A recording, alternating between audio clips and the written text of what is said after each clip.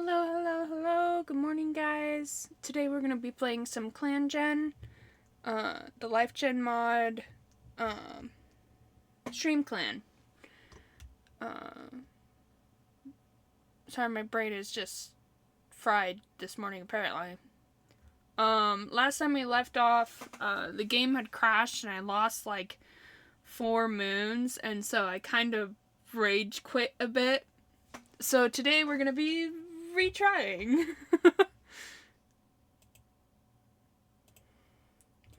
So let's get right into it. This is our current clan list.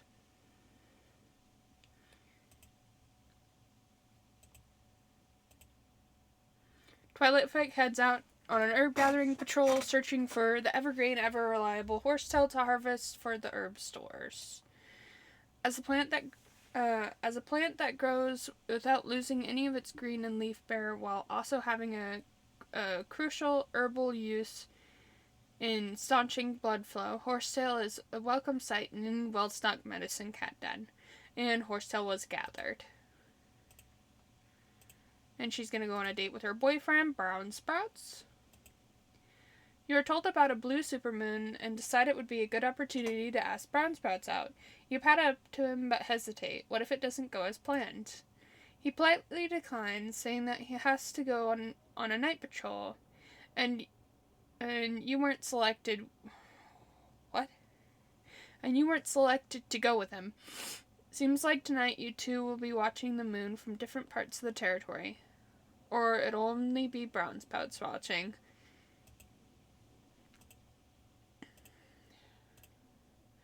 You slip away to the resting place of the planet to think alone. Close your eyes, seeking out the calm and quiet of the stars. And let's time skip a moon. Twilight had a bad fall while taking a walk through the territory, returning to camp sore and bruised. Cicada Jumble can feel his bones and joints aching. Bad weather must be on its way. Yarrowfoot is no longer sore. Webfoot gazes up at Silverette and finds that finally the grief has begun to lessen. Pebble Shadow awakes one day after moons of nothingness and feels as though the world is less dull. Pebble Shadow was struggling with a recent flood of nightmares, but thankfully they seem to have stopped. And Flarefish's soreness is gone. Shell Splinter's claw wound is healed, but the injury left him scarred. Pipit Flood has gotten white cough. Tammy ran too fast over harsh ground and hurt her paws. Polka's pads are no longer cracked. Songcat woke up with a splitting headache and couldn't get out of her nest. She spent the entire day curled up in the nursery, trying to avoid the light and noise so that the throbbing pain could subside. I've been there, Songcat. Crackle Kit was killed by kitten cough. Aww. Fierceable had only spent a moment at Grickle Kit's vigil before she withdraws to silently curse the world that took Grickle Kit from her. She's barely able to move her body and has to be gently guided to her nest, fatigue threatening to consume her. The past noon, Grickle Kit has taken their place in StarCloud. Aw, that didn't happen the first time.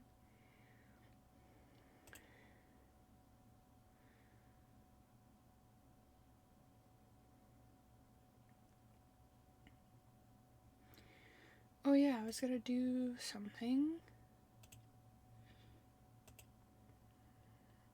that I was doing something last time where I was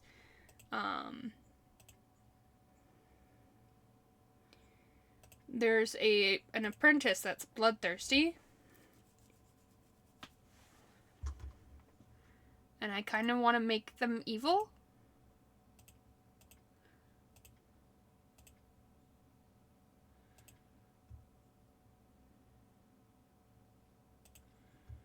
So we're going to be doing that.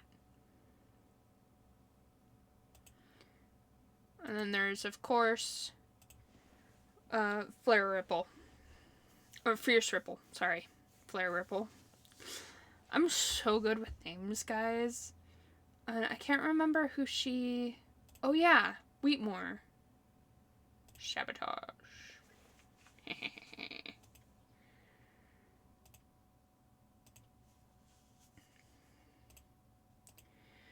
There's been an outbreak of white cough among the apprentices. You need to quarantine them and start treatment immediately. You start the treatment, but it's a bit late. The illness spreads to a few other cats, and it's a hard lesson on the importance of quick action. Sorry, my nose is stuffy. Guys.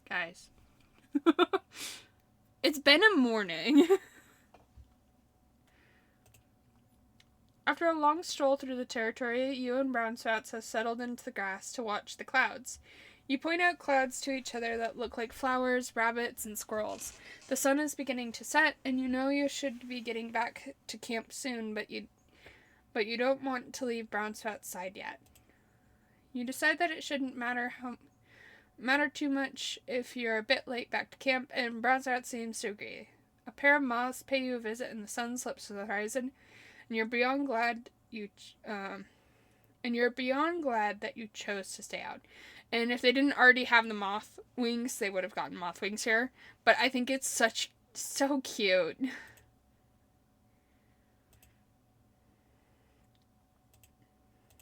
And Ghostpad notices that the moss in the medicine den is getting old. He needs to go and gather some more. And he gathers some moss. And you will go on another. Sunholly and Flarefish take a look at their supply of herbs and decide to combine their efforts into searching for more. 2 sets of trained eyes are better than one. Even though there should be many herbs, they fail to find anything. Sunholly blames Flarefish for distracting them. Wow! Guys are rude.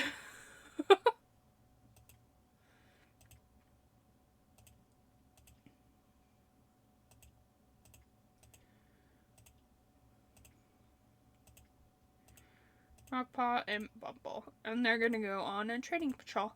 First Star leads the trading patrol out for a crucial lesson, imparting survival knowledge to Snapdragon Paw rushes into the tunnels with a gleeful meow, a new place to explore and discover. She's brought up short by an irritated First Star. This isn't a game. These are important, safe retreats in case of danger.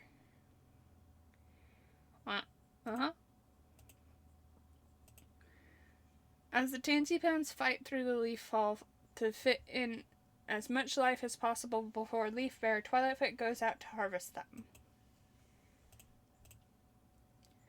Good for all coughs, all wounds, and all poisons. But it would be dangerous to assume Tansy has no downsides. In small doses, it does help with nearly any element. But in large doses, it poisons the body, even to the point of causing death. And she gathered Tansy.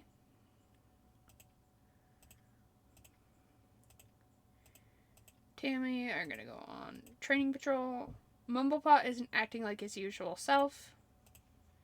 Tammy guides Mumblepaw to sit and gently asks what's wrong. Mumblepaw curls in close to Tammy's side, whispers that he feels like a failure, and that he's not doing well enough. Tammy gently tugs him close, murmuring that Mumblepaw's more than his failures. Failure hurts, yes, but with it comes a chance to learn. All he can do is try not to make the same mistake twice.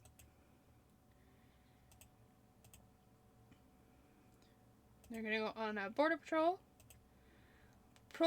The patrol comes across a small dog right on the border of streamclan territory. All Bones attempts to drive the small dog off only send it into greater and greater fits of excitement, until the only thing to do is wait, exasperated, in a safe spot for the beast to calm down.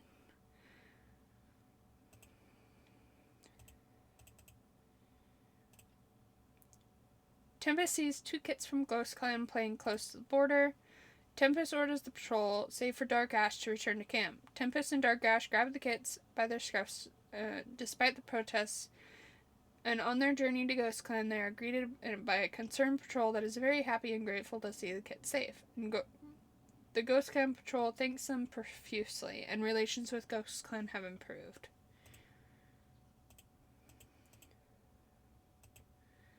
Patrol hears a cat begging for their housefolk to come back just barely in intelligible over the sound of a monster speeding away. Mistlestripe finds the kitty pet collapsed by the thunderpath, wailing for her house folk. Mistlestripe comforts her, asking why she was left here. The only explanation she has is that she's sick. Perhaps she was too much of a burden. Mistlestripe offers her a place in streamclan, at least until she can recover. She tentatively accepts, looking longingly at the thunderpath that she's led away. And Silver Quill joined the clan. Let's go see this new cat. Silver Quill. I like their name. Oh, she's an older gal. She's so pretty.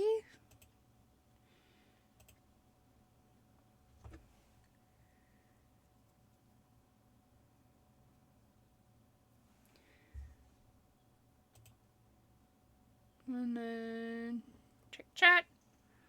Time skip a moon. And save.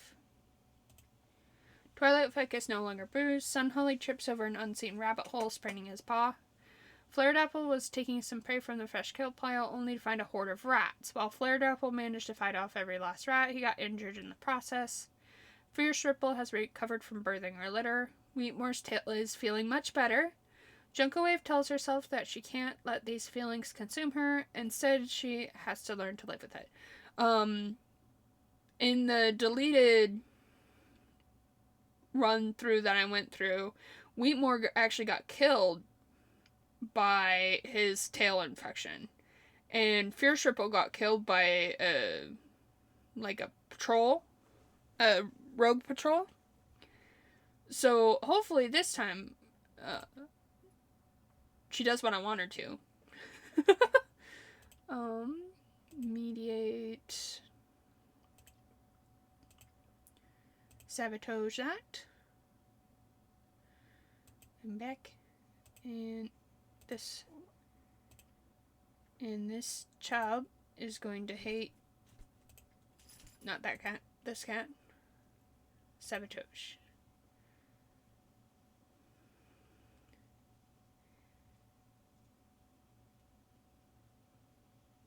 Sabotage failed. Platonic like increased, comfort increased, dislike decreased. No, I want them to hate each other. Oh, I should never trusted you, Pebble Shadow.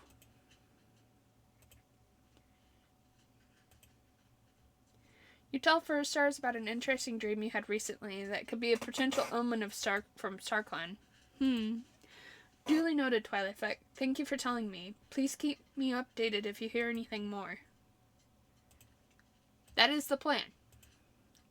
Hey, you leave them alone. Can you believe how cruel some cats are, Twilight Fleck? A bunch of apprentices were trying to convince these two kits to sneak into a badger den. What a bunch of mouse brains. No matter what, don't let anyone try to pressure you into doing something you don't think is right. Go with your gut and stick to your own values. That's what's really important. That is very important. If you have friends trying to pressure you into doing something illegal, they're going to put all the blame on you when they get caught.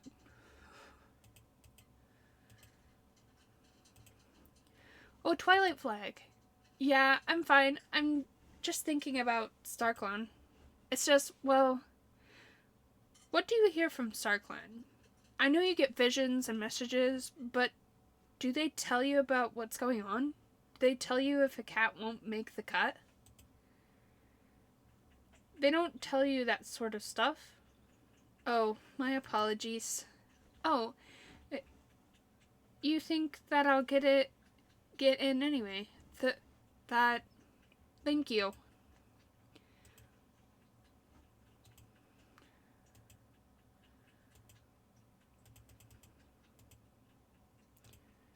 Talk to this cat. Twilight Fleck, my condition is getting worse. I might not have long left. I need to get something off my chest. The other day, when Flurfish got in trouble for throwing First Star's prey into the dirt place while she wasn't looking, that was actually me. And I blamed it on Flurfish, just to feel horrible. Or, I just feel horrible. Silverquill, you joined the clan and then you threw the leader's food in the dirt place?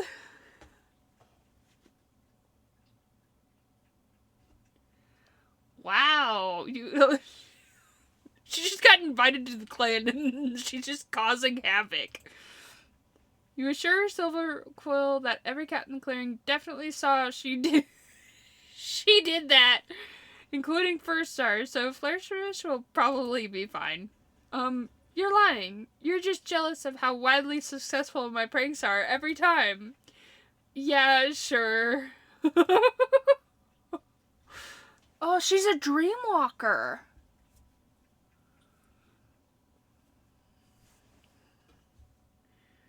That's interesting. What's her condition? Oh no, she has red cough. It means she'll die. There's no cure for red cough.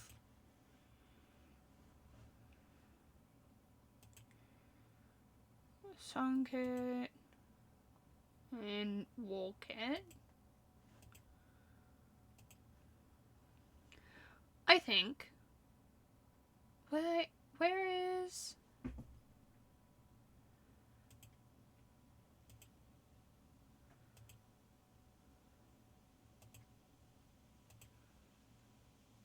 First Ripple? Oh. Oh, she's grief-stricken. Why? Who died that you liked?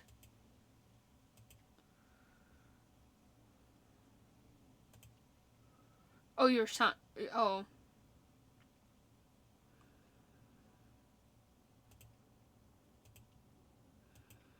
Now I remember your child died.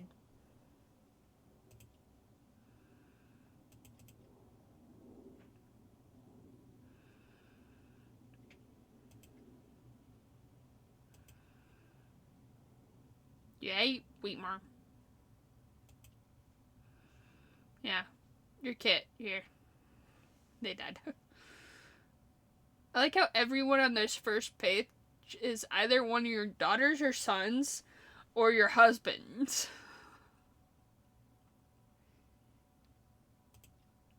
And everyone on the next page, there's one of your daughters that you kind of liked.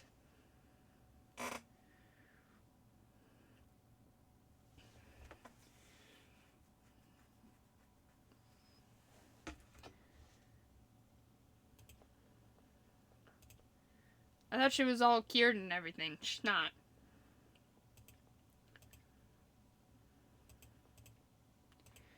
These two are going to go on patrol. Twilight Fit goes out with a warrior escort, both for safety, as she tries to stock up under unclear, leaf-fall skies, and for carrying capacity should she find anything. And they found Catman. Brownsat has always been good at talking, so it wasn't a big surprise that Twilight Fit finds it easy to chat with him. It's just an herb gathering patrol, but Twilight Fit feels more relaxed than she felt in Moons when she returns to camp smiling softly.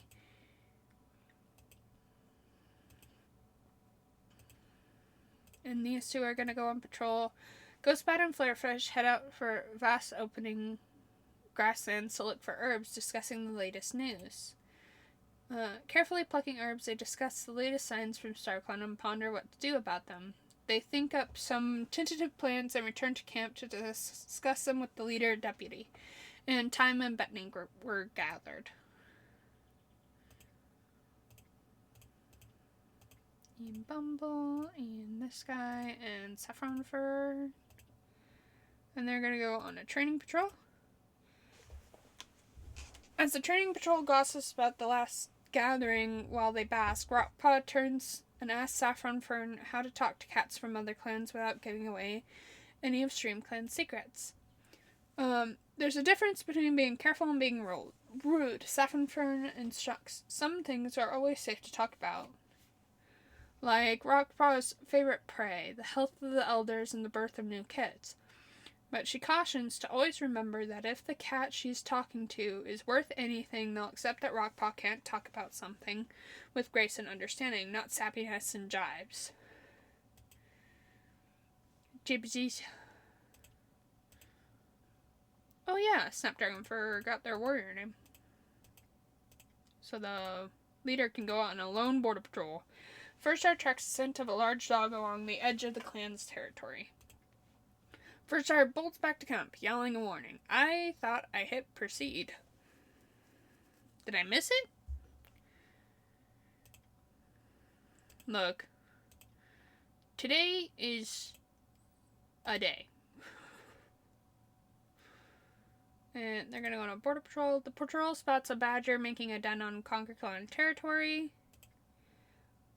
Plague is not willing to let any of the cats die to a badger. She orders the patrol to continue on while she waits at the Conquer Clan. Waits on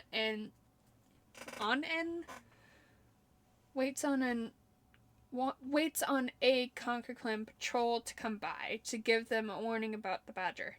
Look, my inability to read and grammar mistakes makes it really hard to read, guys. I'm sorry. And these guys are going to go on another border patrol. As the patrol is checking the border lines, they notice that a Conquer Clan scent has strayed into their territory. Conquer Clan is their ally, but it is a bit suspicious. The patrol follows the scent to a Conquer Clan cat, taking refuge up a tree. The cat yells a warning, but they aren't quick enough, and the large dog suddenly descends upon the patrol. Timber Lotus is killed before the rest of the patrol. Timber Lotus is killed before they can run, and the rest of the patrol scatters in fear. Oh no! She just got made a warrior too. The patrol meets Fidget Clan. A clan they consider to be allies at the border. Wheatmore excitedly trots up to the other patrol, greeting them pleasantly. They seem to be on good terms with the other cats on this patrol and strike up a conversation about happenings in their clan, asking if so-and-so had kits or if a certain apprentice had been made a warrior yet.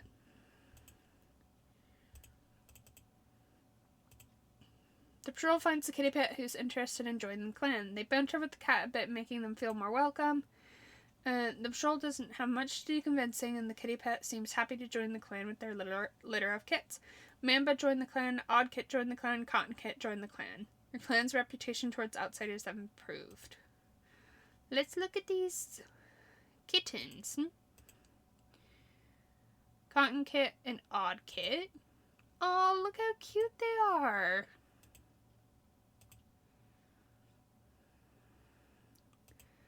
And then the new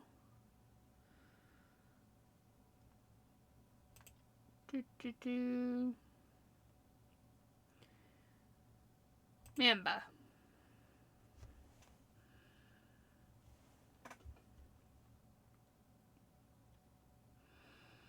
He's pretty too. And he's gonna go just on a hunting patrol. The rabbit bursts out from cover, startled by Mamba. Mamba manages to corner and catch the rabbit. A huge amount of prey is brought back. Well, he's a good hunter. Let's go view our dead.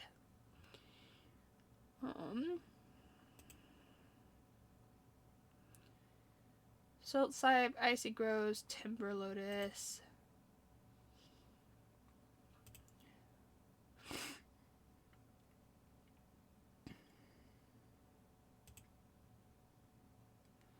Oh, this cat is almost completely dissolved.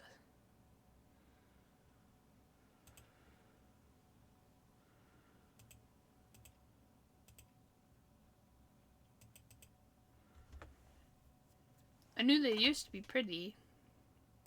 I wish I could show... Oh, show is living.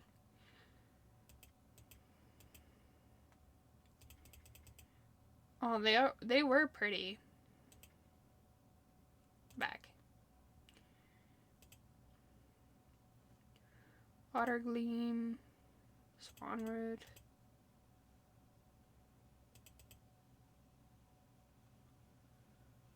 Hawthorne Dazzle. Okay. This is like the first death is Gold Foil Experiment. Then Coyote. How did they die? I can't remember. It was killed by rogues. Was killed by rogues. Was killed by rogues. How did Finbush die? Was killed by rogues. How many of these have been killed by, died by a large dog? Died from an injury or illness. Died from white cough. Oh yeah, this is my brother. Oh, I totally forgot he died. This is Flurry Tooth. He died from red cough. She died from red cough. Full Strike was ambushed by rogues. Died by rogues. Died by rogues. Apparently there's a very vicious group of rogues around here. This is Timber Lotus, who just died. I believe, yeah.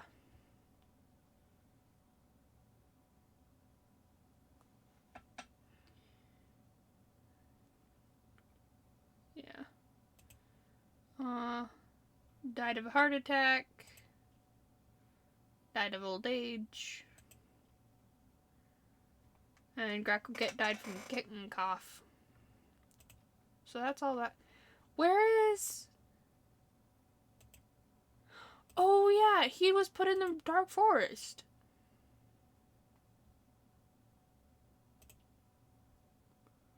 I don't know why. This cat,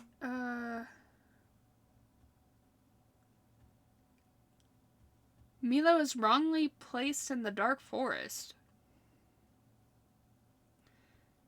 Should I leave Mila here?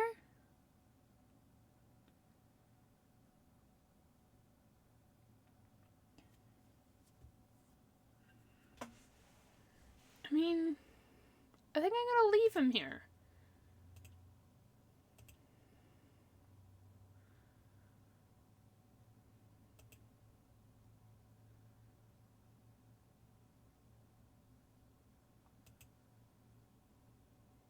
Oh yeah, this was my dad.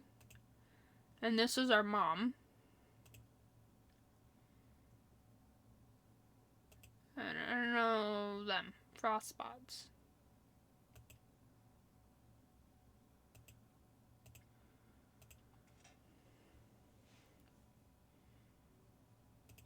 Hell, oh, they're gorgeous.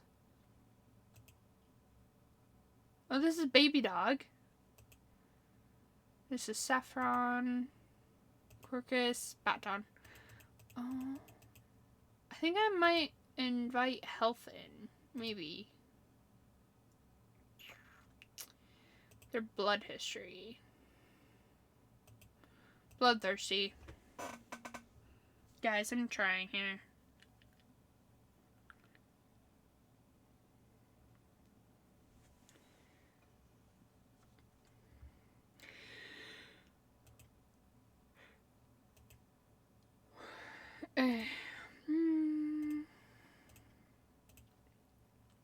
You need herbs for the medicine den and you decide to bring brown sprouts with you.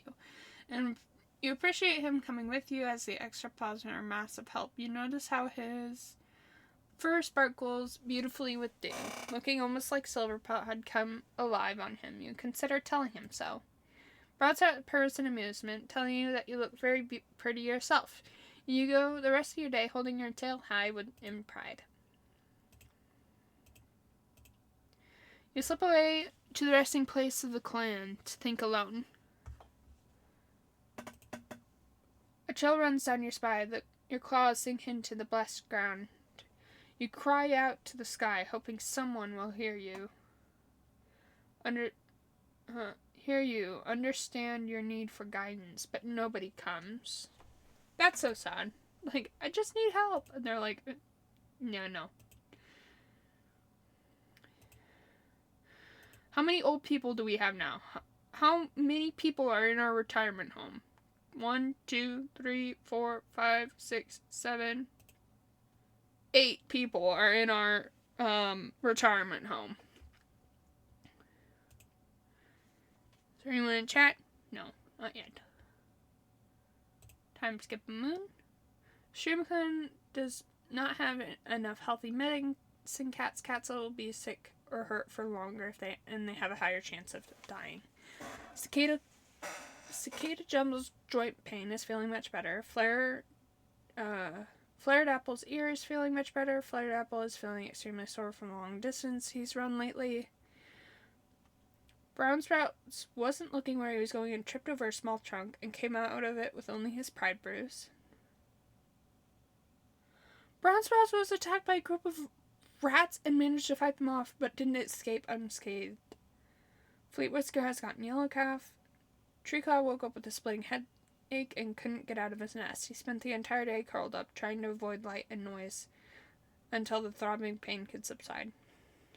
And Saffron Fern woke up with a splitting headache and couldn't get out of her nest. Spent the entire day curled up. Plague was seen arguing and borderline fighting with a Lorner. The clan has encountered Baby Dog. Kellex will always love Mila, but has decided to move on. Oh no! Bone fell into a sinkhole and was never seen again? Oh, I liked Bone! Stonepaw's gotten a runny nose. Mumble Sheep has recovered from white cough. Mumble Sheep has gotten... This poor dude. Immediately after he recovered from white cough, he got yellow cough. A world without Timber Lotus at her side seems cold and empty. Flarefish to Flarefish. How can life continue like nothing has happened? She spends time by herself, letting herself mourn Timber Lotus in the time they should have had together. No one can begrudge her the need to grieve. The past moon, Timber Lotus and Bone have taken their place in StarClan. Oh, I'm so sorry, Bone. A sinkhole.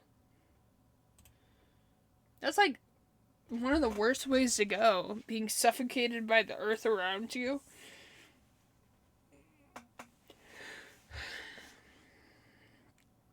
And Timber Lotus. Yeah. Timber Lotus.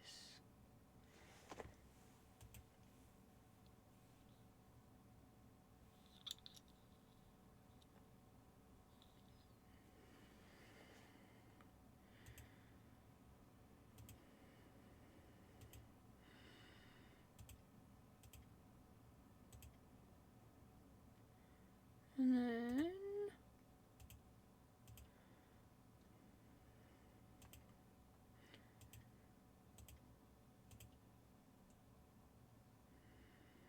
Okay. At least you fixed your mistake, Pebble Shadow. So both Sunhelling and Furfish are not doing great. What is wrong with you? Oh, you got a sprain. Okay. Silverquill enters your den complaining of pain and asking for some herbs that might help. When you ask what happened, though, she clams up, seemingly too embarrassed to admit why she needed the herbs. Your attempts to help Silverquill just wind up going in circles. Despite you repeatedly explaining that you can't treat her without knowing what happened, all Silverquill will say is that it's nothing serious. The discussion ends in both of you frustrated and no solution in sight. Silverquill. Oh, Silverquill.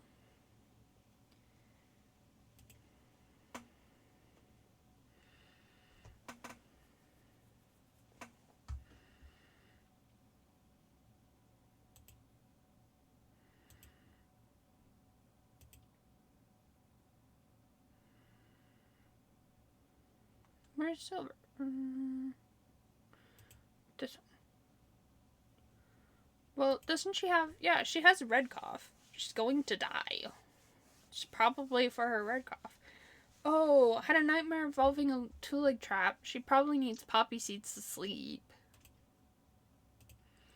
And not have nightmares. Oh yeah, my boyfriend. I was like, what happened to him? He's just hurt. It's okay. He'll be fine. Brownstone shakes you from your sleep in the night. Psst, Twilight Fleck. Sorry to wake you. This will sound really embarrassing, but I had a nightmare. Can I stay with you? You and Brownstars curl up together in your nest. His pelt is warm, but his body is still trembling a little. Can I tell you about my nightmare? In my nightmare, you were drowning. You were screaming for help. And I kept trying to swim out to save you, but you just kept getting farther and farther away. Imagine that.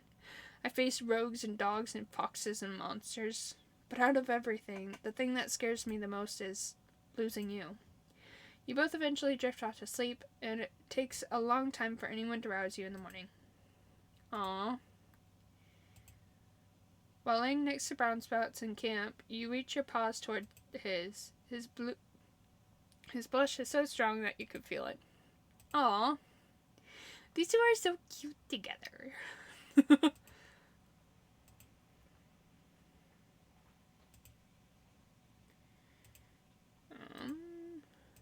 You and you will go.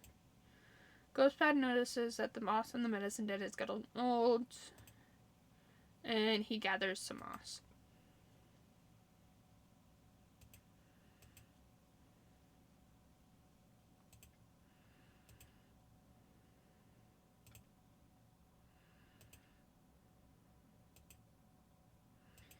Twilight Fleck is gonna go on a solo patrol. Twilight Fleck heads out for an herb gathering patrol, searching for the evergreen ever reliable horsetail.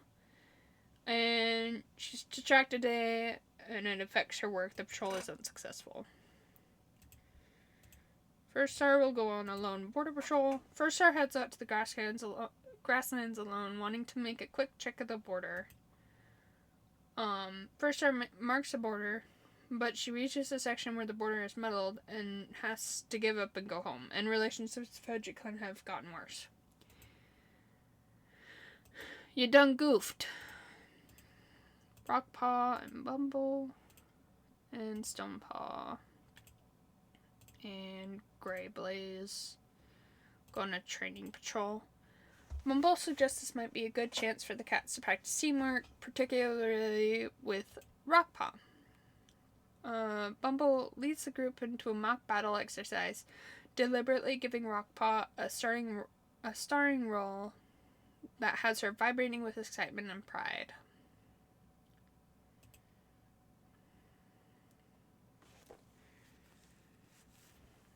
And then let's go on a border patrol. The patrol meets Buff Clan, a clan they consider allies at the border. The patrol has a nice conversation with them, remarking on the recent weather before parting and continuing patrol. These guys will go on a border patrol. While on patrol, Polka notices some suspicious paw prints in the mud by the short grass. Boldly, Wheatmore follows the paw prints to a trespassing rogue and confronts them, fur puffed up and scowling. The patrol demands the rogue leave streamclan territory. Intimidated by the confidence the number of cats, the rogue gives in and leaves without a fight. Shell Sprinter finds an abandoned kit whose parents are nowhere to be seen. Shell Sprinter rushes the kit back to camp. The kit is nursed to health and promised a place in the clan, and Shivering Kit joined the clan. I want to see this kitten. Shivering Kit. Aww. He's so cute. He's smug and has morbid curiosity.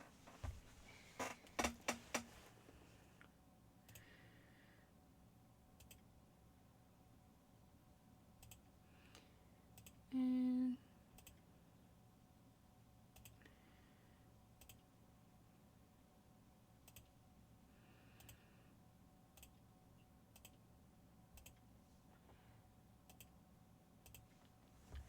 the Murky River.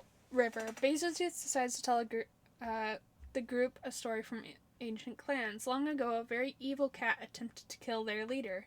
They lured the leader into a dark and secluded river where they attempted to drown the leader and take all their lives. However, when the evil cat touched the water, a pair of paws shot out, grabbed the cat, and pulled them in, sparing the leader's lives. The cat was dragged deeper and deeper into the water until they emerged into the bank of a blood-red river. The forest around them had died. The hungry eyes shone at them from the shadows.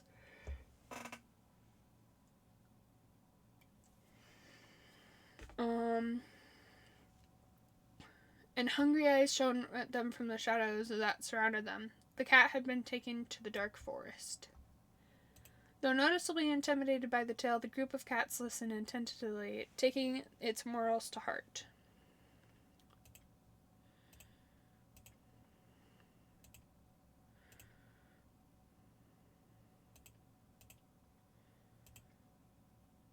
And this is the same story.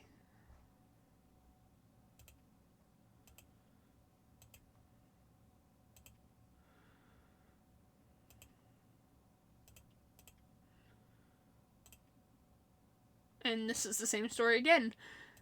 They just don't have any original stories.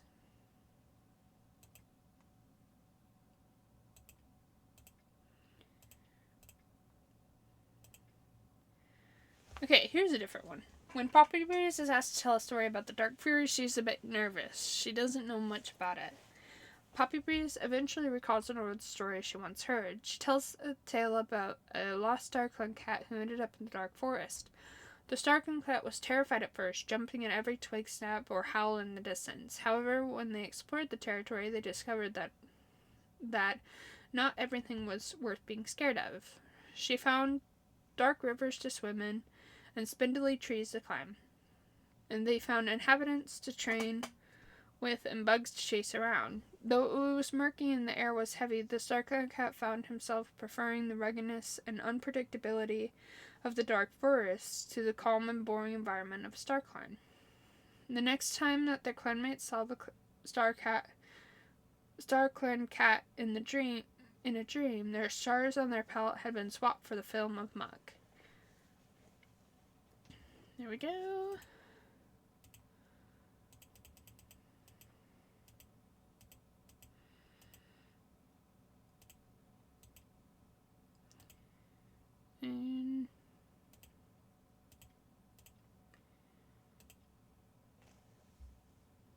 And then this is the one about the murky river again.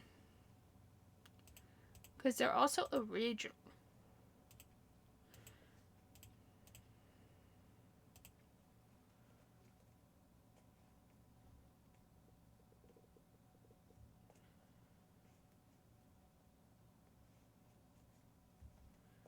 Ah.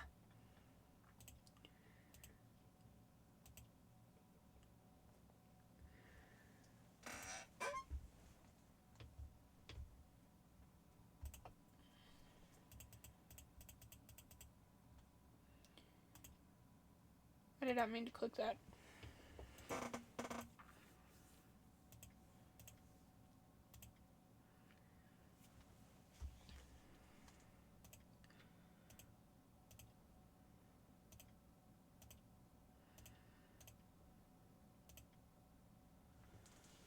Here, this is just the same story.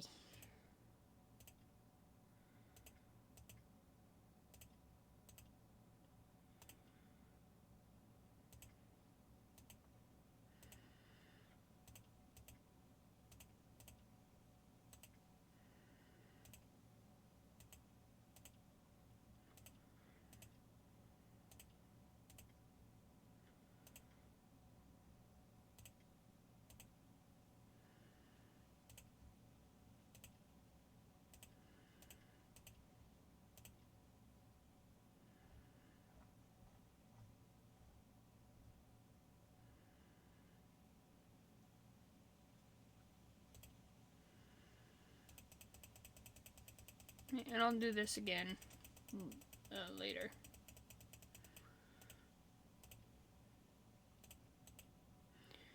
Okay. Time to skip a moon. Sunholly's brain is feeling much better. Flared Apple's soreness is abated. Flared Apple got his paw stuck in a two-legged trap, but luckily escaped with only a sprain. Fearful picks herself up from her nest and begins the day anew. A fresh conviction in her heart. Treeclaw's headache is gone. Saffronfur breathes a small sigh of relief. Finally, the deep throbbing in her head has subsided. Kellex woke up with a mild headache, but went about her day anyway, trying to ignore the nagging pain. Flarefish jolts awake and immediately leaves his den to clear her head, hoping some fresh night air will help her cope with the sadness and memories. Grayblaze was trying to flip up his nest when he discovered he was the victim of a prank Fox done. Now there's a sharp thorn embedded in his paw. Volfur was taking some prey from the fresh kill pile and we found a horde of rats. While Volfur managed to fight off every last rat, she got injured in the process. Tempest has gotten a stomachache. Redcough has finally taken Silverquill. Mimba was seen chasing a kitty pot off the territory. Your clan has encountered Flamenco? Shivering Kit sits in front of the clan with pride, tiny heart beating so fast he thinks he might explode. He very excitedly touches nose with Shadowrise, happy to start his apprenticeship. The past moon, Silverquill has taken their place in StarClan. Aww.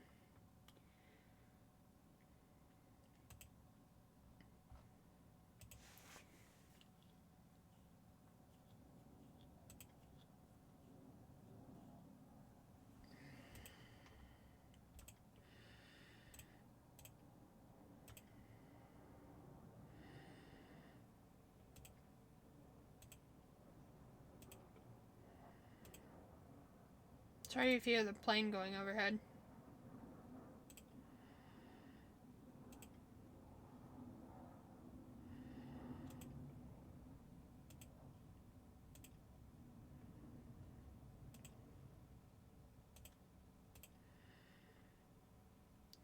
As you're lounging about in a patch of sun, you notice that there's a fresh trail of paw prints leading to the entrance of your den. Curious, you poke your head into your den, only see a group of kits poking about the herb stores. As soon as you round up the kits and harshly scold them about the potential dangers that come with playing around in the medicine den.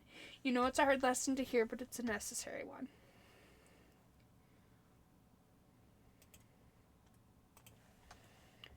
Okay.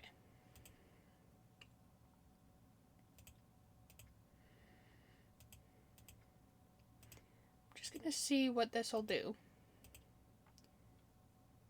The patrol comes across a small dog right on the border of streamclan. Fearful hisses at the small dog, and the rest of her small team backs her up.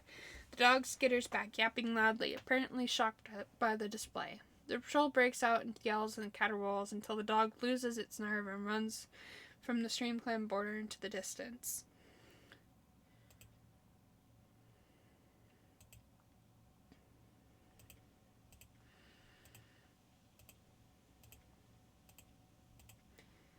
And these 6 are gonna go on a training patrol together. Once upon a time, there lived a clan, filthy and pathetic, who did nothing but steal from others, never giving thought into the hurt they did, or credit to the hunter's hard work. The cats of the Whisker Grove are a bunch of dung-gnarling scat scooters. Saffronford and Spitz. They stole from streamclan, the Mouse Hearts, and it is rumored that they're such mange-pelted thieves that Silverpelt herself threw them from StarClan. I really want to know...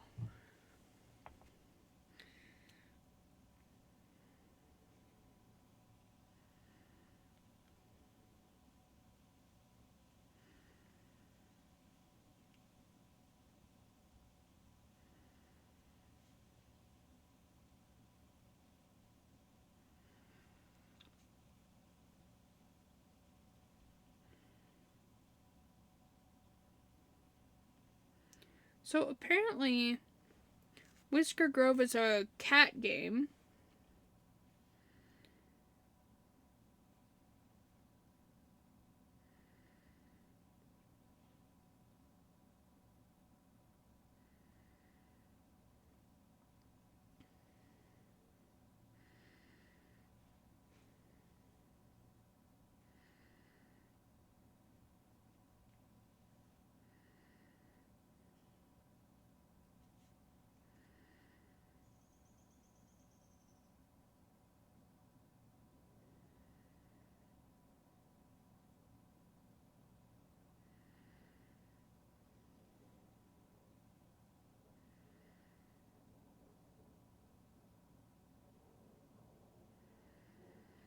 So apparently Whisker Grove kind of ripped off Clangen.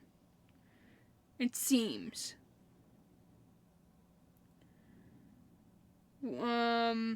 Allegedly, Whisker Grove lifted artwork concepts and interface elements from Clangen to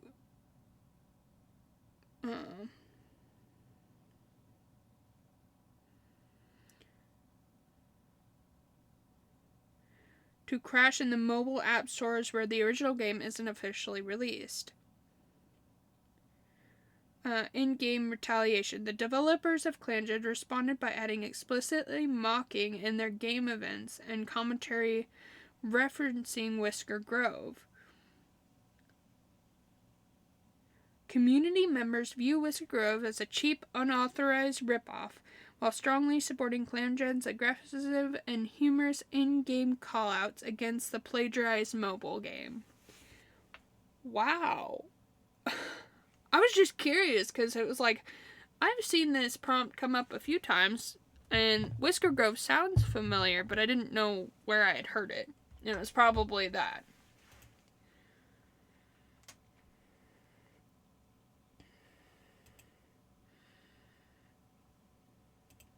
I thought I turned on...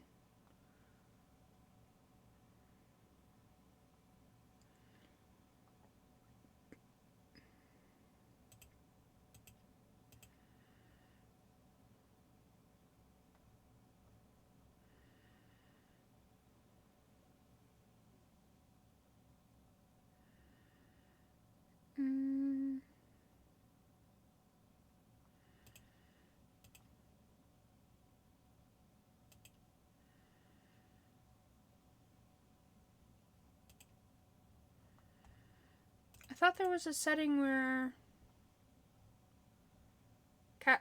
medicine cats would never be chosen for a... Oh well. It's fine, I'll just send them all out.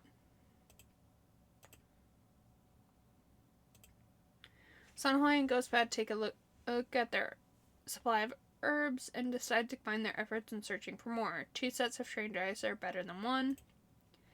And mallow was gathered.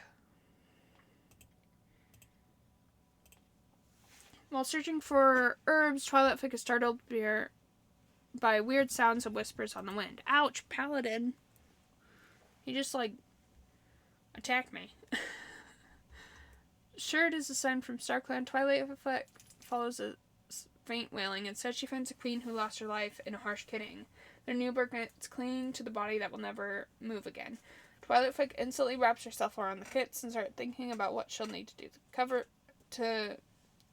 what she'll need to do to move them to camp. Twilight Kit joined the clan. Milkweed Kit joined the clan. Let's look at these little babies. I'm gonna have to change Twilight Kit's name because obvious reasons. Ooh, I like Rowan Kit. He's so cute. And then Milkweed Kit. Oh, they're both little boys.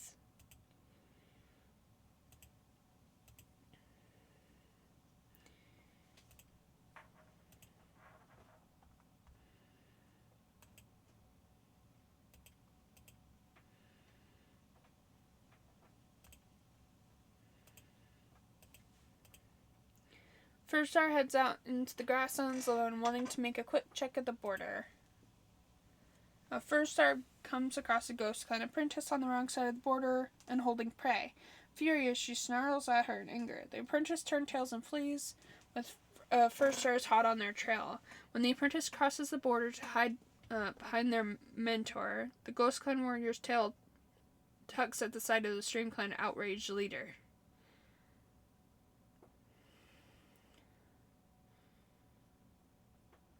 And then...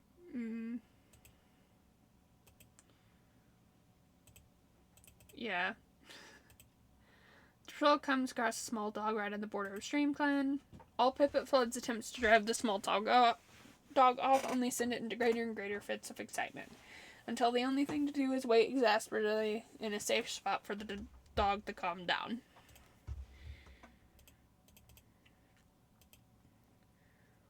On her way to mark the far corners of the plains, Tammy starts telling a story of ancestors to keep every cat entertained.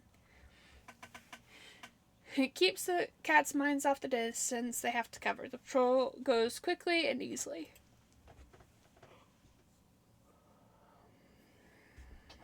Sorry, I'm yawning and everything.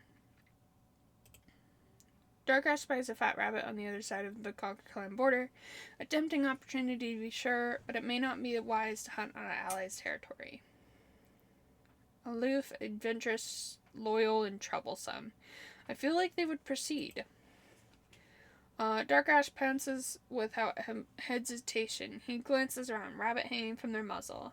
But it seems that there aren't any Conquer Clan cats nearby. Darkgrass trots back over the border, their prize in tow, and turns aggression unnoticed.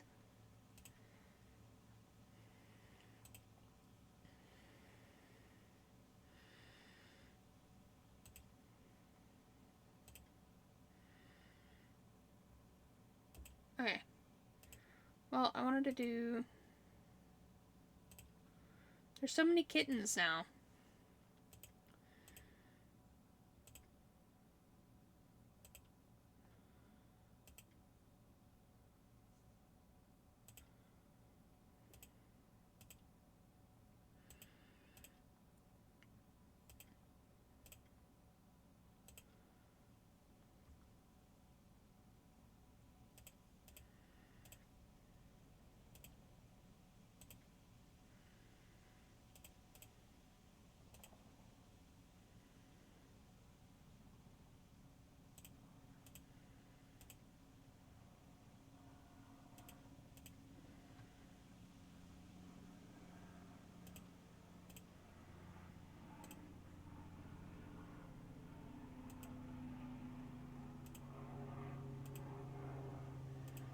This is just the same story over and over again. I think I'm gonna reset it.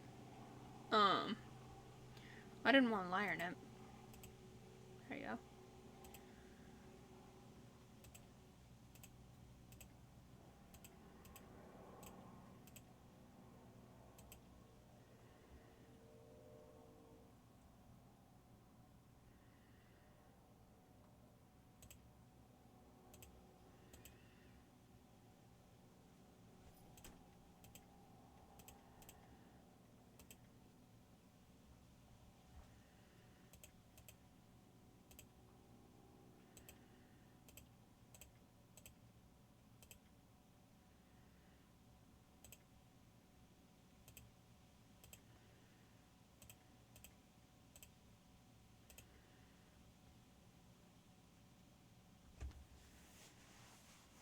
The Forbidden Cure. Treeclaw settles down to tell a story about the Dark Forest. Once long ago, Red Cross swept through the clan. The medicine cat tried desperately to ease the clanmate's suffering, but they quickly ran out of the necessary herbs. The remaining healthy cats scoured the territory for plants, but to no avail. However, the thick patch of herbs grew just across the border on Ghost Clan territory. Sorry, my cat distracted me. The medicine cat asked Ghost Clan for permission to harvest some, but the other cat's leader coldly refused the request. Desperately, the medicine cat asked their own leader and deputy for permission to trespass on the other clan's territory to acquire the life-saving herbs. But the two were stubbornly loyal to the warrior code. Even if it would mean the deaths of innocent cats, they refused to break it.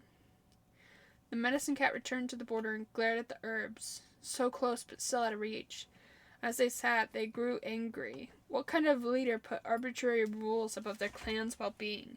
How dare they stop the medicine cat from doing their job? The medicine cat got to their paws and without a second thought marched across the border.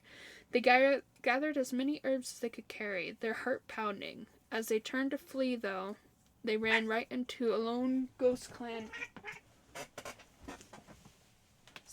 Stop.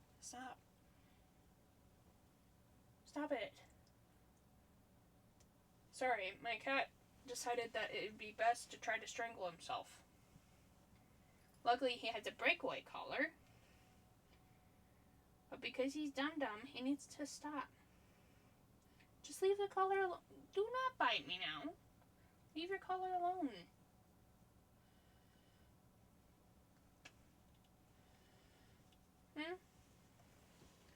Can you do that for me? Can you leave the collar alone? There's very important information on it. Sorry.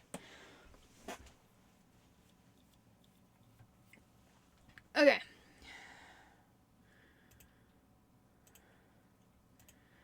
Okay. And then I'm gonna reset.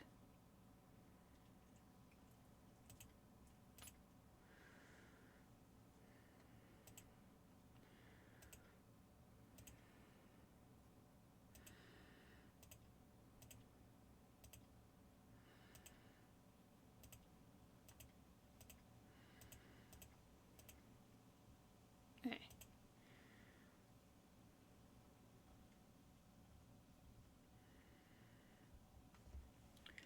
Treeclaw tells a simple story about the goodness of Clan.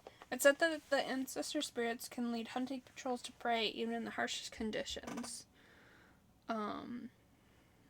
Treeclaw recounts a tale of a hunting patrol that was struggling to find any prey. Just as the patrol was about to return home empty-pawed, a pure black feather floated past and landed on the bright white snow at the base of a tree. Digging at that tree uncovered a whole den of hibernating groundhogs. The patrol returned home with enough to feed the entire clan. There you go. I forgot to hit the reset thing.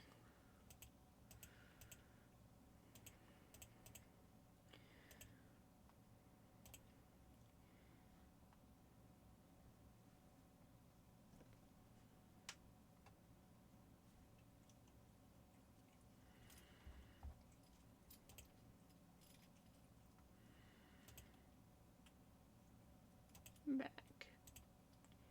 Okay. Checking chat. Just a stupid AI. People want me to buy viewers. I'm not doing that. If you have the money to do that, go ahead and do that, but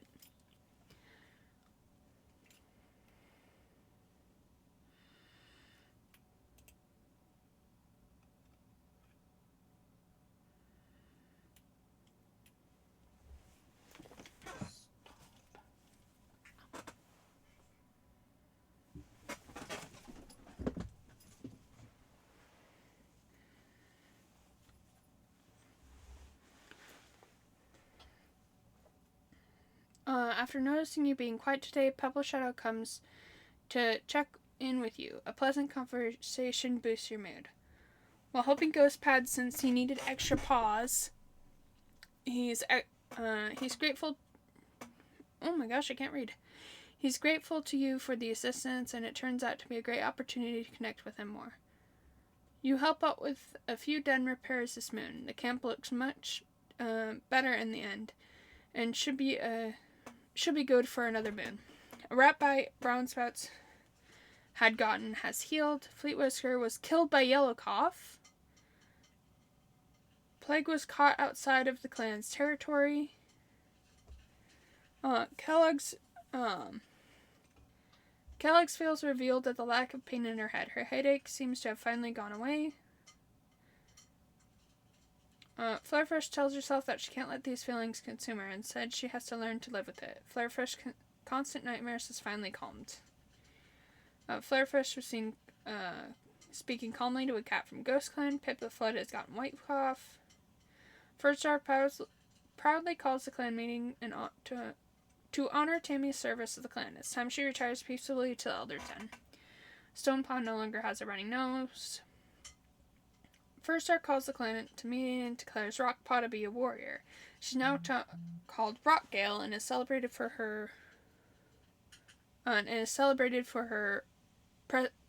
perseverance. I know how to speak, guys, I promise. Rockingale has gotten white cough. Greyblaze, Small Cat, has healed up nicely. Snapdragon has gotten white cough. Yellow Cough has taken Mumble Sheep's life. Volfer travels to Ghost Clan to resolve some recent hunting disputes. However, it seems Volstar only made Ghost Clan more upset. Volfer's pelt has recovered from being so torn. Volfor has gotten white cough. Tempest is glad that his stomachache is finally gone. Rumors reach your clan that the loner Heath has died recently. Songpaw excitedly touching noses with her new mentor, Fierce Ripple, looking quite eager to start training. Songpaw slipped on some rocks and twisted her paw, watching with pride as Wolpaw's name is given to Dark Ash to Princess Thunder. Ghostpad knows he was a good choice. Hornetpaw has reached the age of 6 moons and has been made an apprentice with Bumble as her mentor. Limcat loudly complains as Poppy Breeze pulls him over to quickly groom his pelt. He manages to wiggle away and scurry off to the front of the crowd for his ceremony, where he is renamed Lemonpaw, an apprentice to Tempest. Lemonpaw Brackencat loudly complains that Poppy Breeze and Brown Sprout is their mentor. Oddpaw has reached the age of 6 moons and has been made apprentice. Interested in all the myths and stories by the elders and queens, Cottonpaw decides to become a medicine cat apprentice, hoping someday to speak to those gone before. Flarefish loves his determination and eagerness to learn and agrees to take him on as her apprentice. Fleet Whisker is so important to Ghostpad. How could the world be so cruel to take him away from him? He trembles, tearing at his nest, unable to sleep as he broods over Fleet Whisker's last moments. Did he suffer? Was he scared? Fleet Whisker dead? But Wheatmore shakes his head, bewildered. They spoke just sunrise ago, Wheatmore insists. Bitterness and rage floods him as Fleet Whisker's life is recalled at the vigil.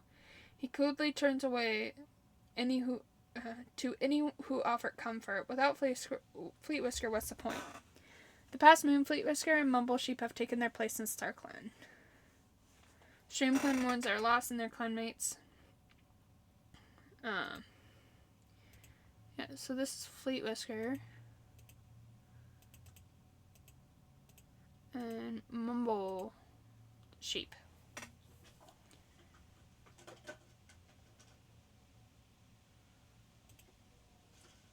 Family tree. Snapdragon fur. And their parent is Greyblaze. He was young.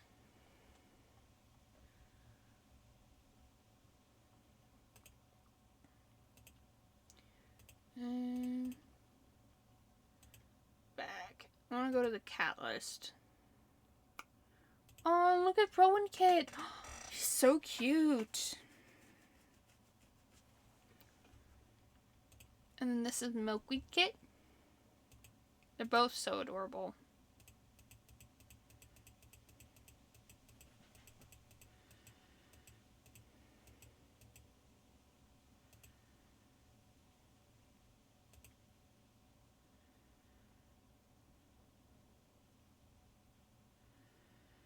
Stonepaw.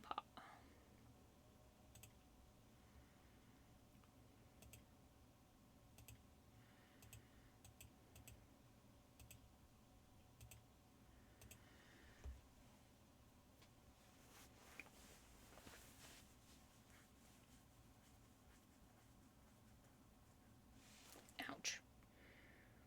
And this one I've already read.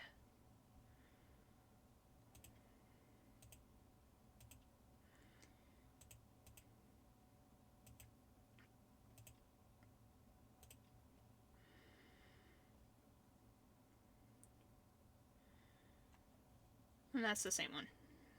Okay. Back.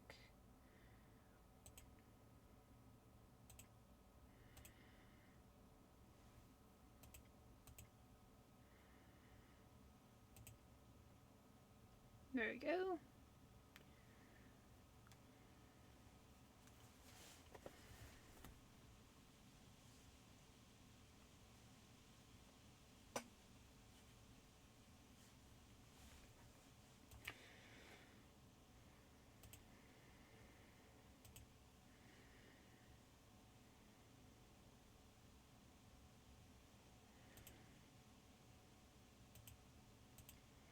You and Brown Sprouts take a walk along the edge of the territory, trees gently swaying and birds calling in the breeze overhead. You notice a scrap of leaf clinging to Brown Sprout's fur, and consider brushing it off with your tail. But no, would that be too weird? Proceed. You gently brush your tail across Brown Sprout's shoulder blade, and he thanks you with a purr that's a little too warm for the simplicity of the favor.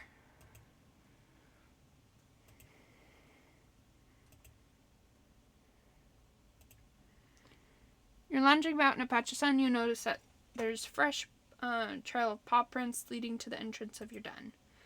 And it's the kits that are playing in the medicine den, and she scolds them.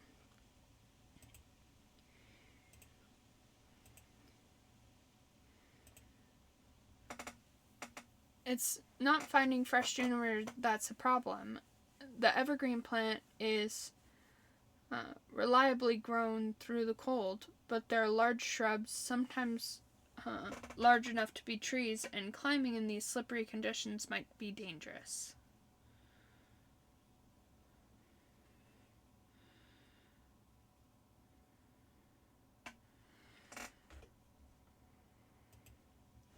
And he found them. He found juniper. Sorry, there's like an itch on my leg.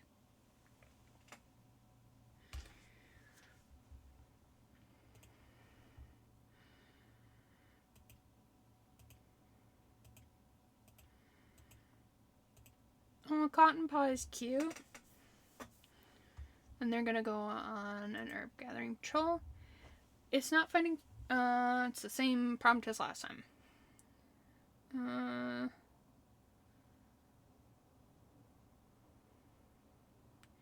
Flutterfish hesitates, worried about bringing Cotton Paw along under these conditions, but tells herself it's a learning opportunity. Oh no, Cotton Paw, edging out on a skinny branch, trying to get some juniper leaves, slips on the frosted wood and plummets off the tree, hitting the ground hard. And Cotton Paw got a broken back. Oh no.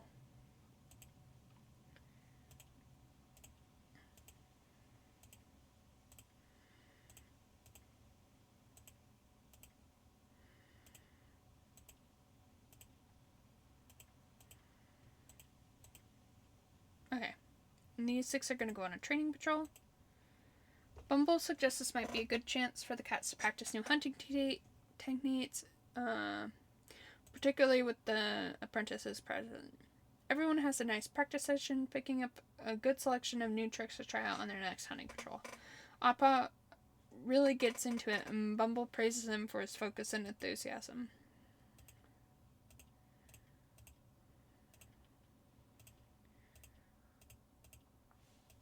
And they go on a training patrol.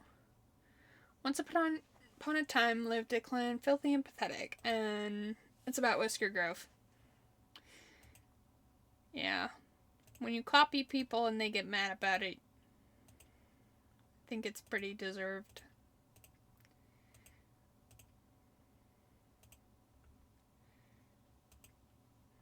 The patrol wants to hold a training session for Shivering Paw. They decide to focus on how best to hide within the tall grass. Shivering Paw listens carefully as Darkash explains how to move through the grass unseen and undetected. While gathering fresh water, Twilightfoot sees a strange ripple on the surface of a puddle. As Twilightfoot looks into the puddle, she's greeted with an intense vision. She drops what she's doing and races back to camp to consult her leader. She will go on a lone border patrol. First Star tracks the scent of a large dog along the edge of the clan's territory. First Star would give her life to protect streamclan. As she leads the huge dog away from the clan, in her heart, she accepts what she's doing, as darkness closes around her and the dog's jaw descend again. First Star tries to sink her claws into its face and hopes desperately that she's led it far enough. And First Star lost a life. I wonder if that's what I had a vision about. I literally had a vision and I went to go warn her and it was already too late. She lost a life. Whoopsie daisy.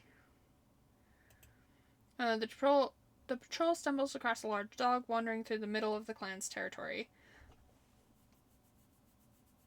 This dog already killed somebody. Everybody run. Webfoot tries to protect her clanmates, but it gets in the way of the attack. Without everyone committed to driving off the dog, the patrol has to fall back. But they do so in good order. So nobody gets injured, but the dog is still in the territory. Which, that looks like a wolf, if I do say so. The patrol finds an opening to what seems like a new set of tunnels. The tunnels must have been an abandoned badger tent. No one has been here in a while. This could be a good location to return to. Oh, it's time to skip a moon.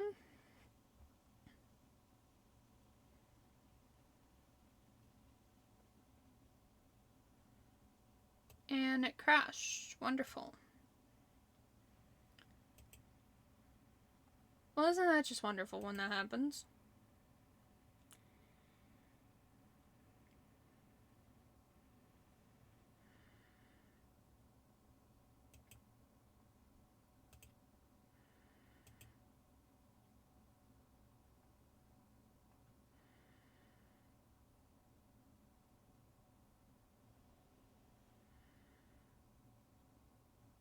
Okay.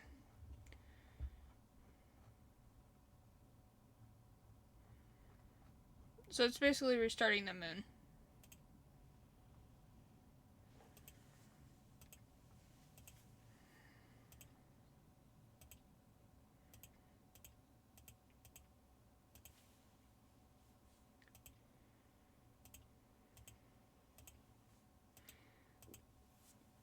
The trading patrol gossips about the last gathering while they bask. Breaking Pot turns and asks Quilightfoot how to talk to cats from other clans without giving away streamclan secrets. Quilightfoot starts suggesting something, but Breckenpaw talks over him, having just wanted an excuse to complain about other cats.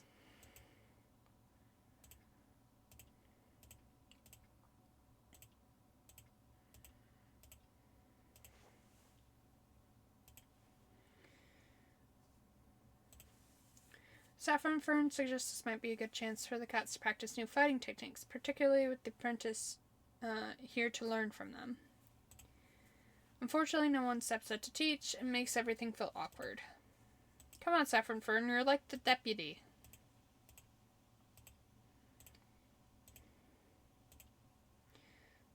Hornet Paw is so pretty. These guys are going to go training.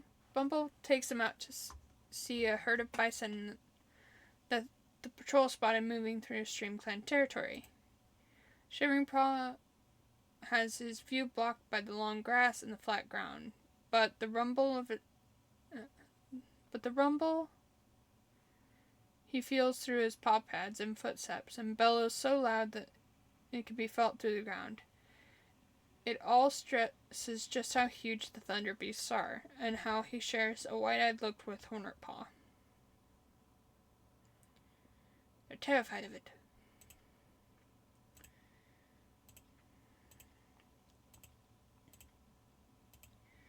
While out collecting herbs, Flutterfish notices how quiet and dejected Cottonpaw is acting. After Flutterfish asks him what's wrong, Cottonpaw admits that he doesn't feel cut out to be a medicine cat. You literally just asked to be a medicine cat. Okay. Wrapping her tail around Cottonpaw, Flutterfish reassures her that no one has always felt completely confident in their abilities. But that doesn't mean they weren't good enough. Flutterfish herself feels doubt in her own abilities sometimes, but she always remembers that streamclan trusts her to heal them, and so she should trust herself too. Pressing his nose into Flutterfish's side, Cottonpaw sniffles a thank you.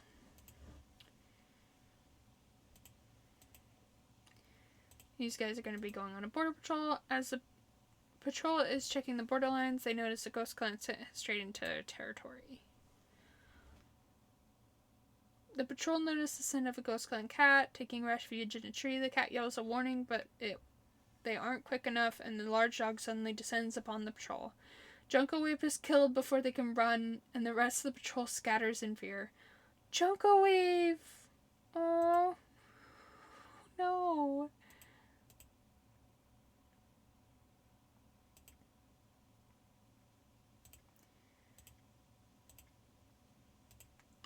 Twilight, Flick, and Sunholly head out to the vast open grasslands to look for herbs, discussing the latest news. They have a good discussion while foraging through their mental maps and scent trails, though the seemingly featureless discussion as familiar as their own pelts. Together, they come up with several ideas to discuss with streamclan's leadership, and Raspberry was gathered. You're going to be going on a lone patrol. First, our heads up to the grassland alone, wanting to make a quick check of the border. There's a particular spot where a herd of buffalo have wandered recently along the border with BuffClan, turning the grass into mud and wiping the border markings off the map. First, remembers it and heads home. Remarks it and heads home. A simple but necessary mission complete.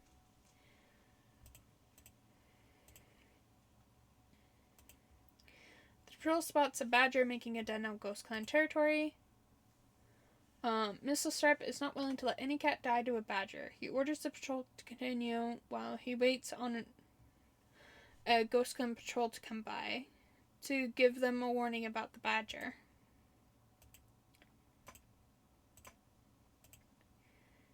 You need herbs for the medicine den and decide to bring Brown Sprouts with you.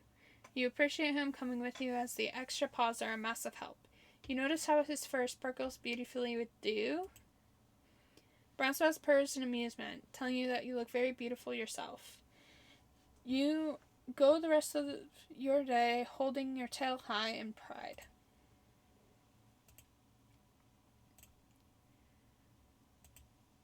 While resting in your den, you hear a small greeting at the entrance. You look up to see a clan member standing there, sheepishly asking if you can help them figure out a recent dream that's been plaguing them for the last few days. You invite the warrior in with a flick of your tail, asking them to sit down. The two of you have an in-depth conversation as you try to help them figure out the dream's potential meaning, and the action that should be taken. After the two of you have finished, your clanmate gratefully thanks you for your help, and walks out of your den feeling validated, and with the newfound confidence that wasn't present before the discussion. I know English. Okay. Main menu. Save. Time skip. Okay. Cotton Paw notices you look tired. You reassure him that you're fine, but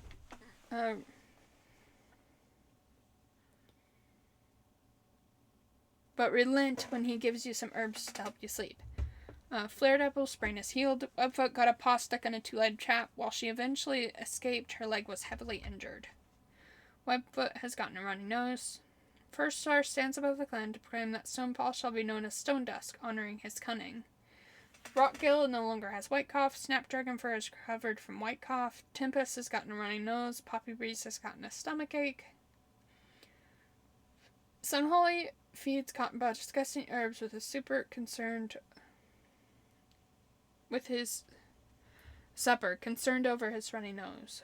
Cottonpaw thinks he should be more concerned with ruining his appetite. Fierce Rapple avoids Junkowave's visual. The sight of her slumped body is more than she can take. The loss takes such a toll on her that she can barely find her footing as she stumbles to her nest, wailing for Junkowave. In the losses Breezemane withered in the past, Junkowave had always been there to comfort him. Now that it's her death that Breezemane's grieving, he is alone. He can't be bothered to get up out of his nest the next day, refusing to speak a word to those around him. The past moon, Junkowave has taken their place in StarClan. StreamClan mourns their loss, and their clanmates will miss the spot they took up in their lives. Moments of their life are shared in stories around the circles of mourners, as those that were closest to them take them to their final resting place. This is Junkowave.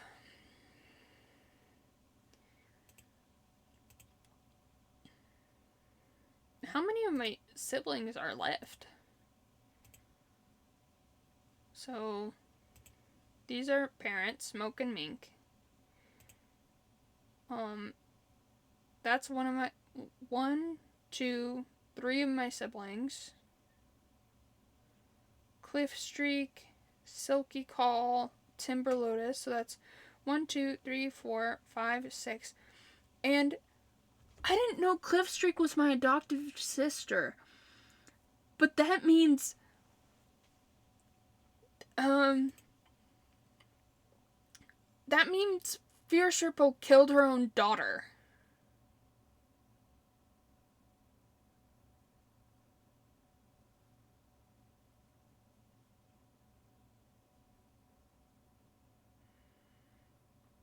That's even worse.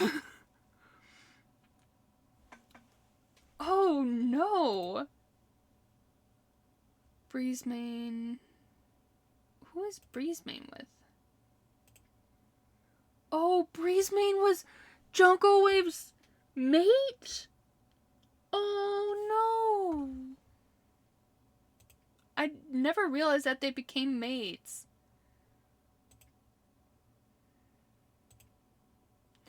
That is so sad.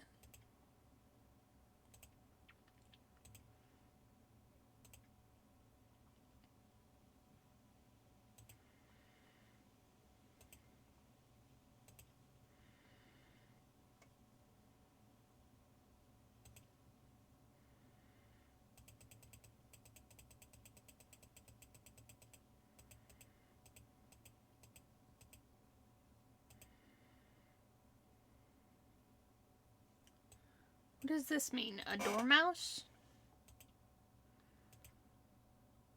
I don't know what that means. A queen approaches you and you ask if you can spare some berries. For the kits, of course. They have to learn what's safe to eat somehow. You can't spare any herbs, but you can teach the kittens about them.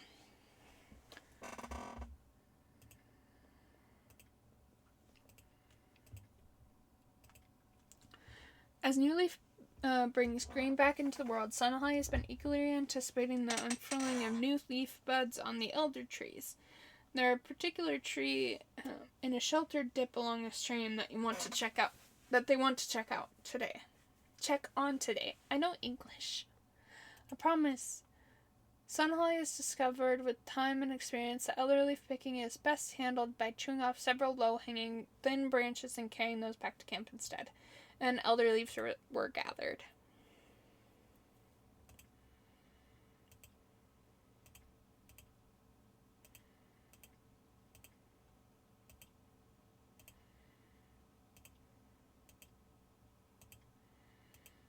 These guys are going to go on a training patrol. Brownsprat leads the training patrol out for a crucial lesson, imparting survival knowledge.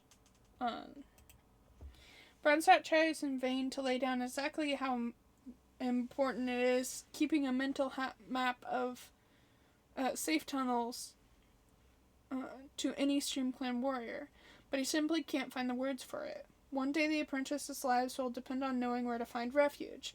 This isn't a game.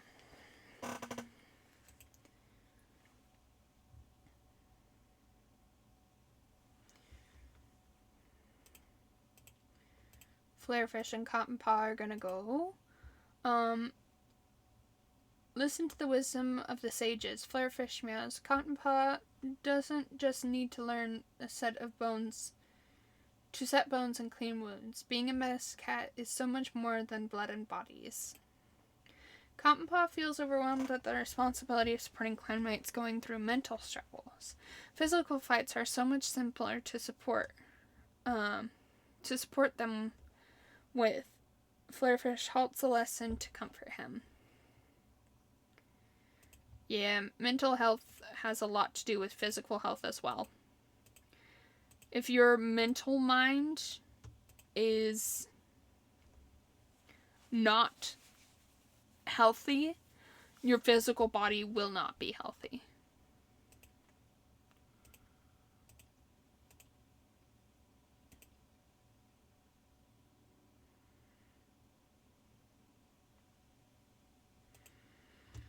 Mobile suggests this might be a good chance for the cats to practice new fighting techniques, particularly with the apprentices here to learn with them.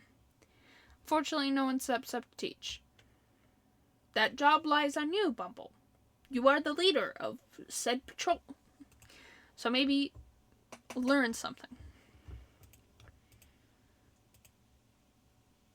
The strengthening sun in the sky will bring dandelion plants out.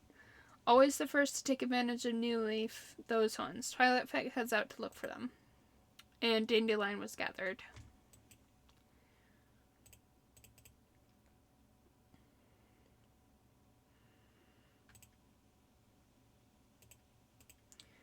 The patrol comes across a Clangen apprentice waiting quietly at the border. When the apprentice notices the patrol, they press themselves to the ground, begging to join streamclan.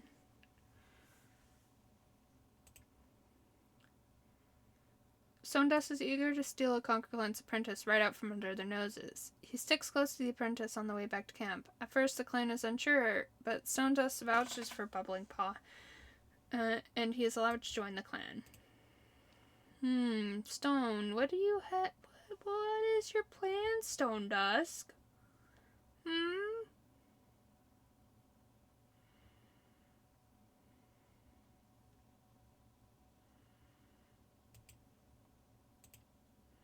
Oh, Bubbling Paw is so cute.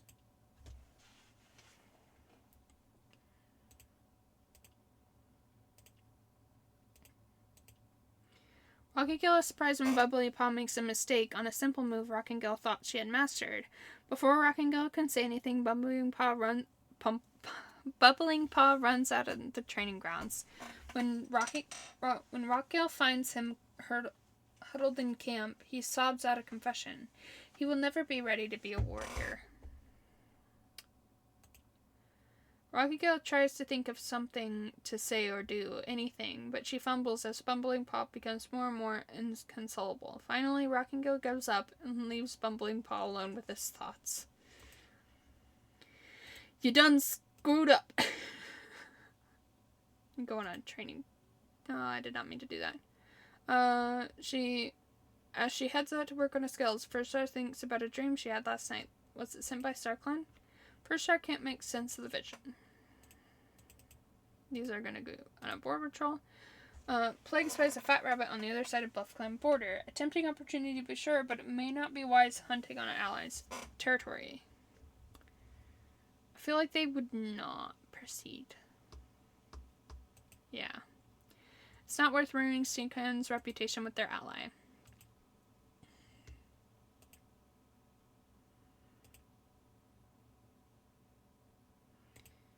We still have a bunch of old people.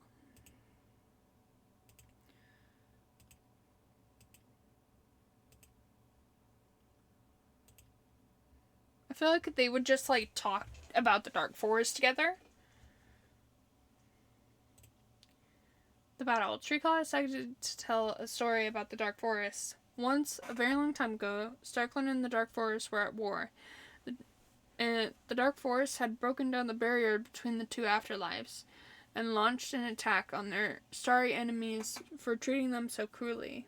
Being highly trained and brutal, the Dark Forest cats quickly wiped out what StarClan cats they could find, showing no mercy, and enjoyed a long and lavish feast in StarClan's prey-laden forests. Since that day so many moons ago, StarClan has since repopulated, and those Dark Forest cats have all faded away. However, some say that the barrier between StarClan and the Dark Forest is growing weaker every day, and another war is bound to break out soon. Stone-Dust is unamused, telling Treeclaw he doesn't really believe the story.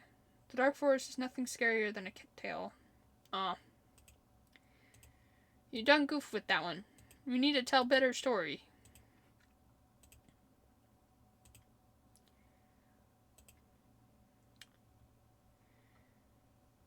And this is the story that we read earlier.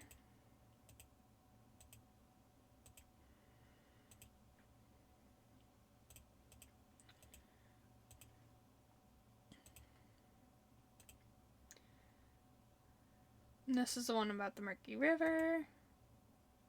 Okay. Does Stone-Dust hate anybody?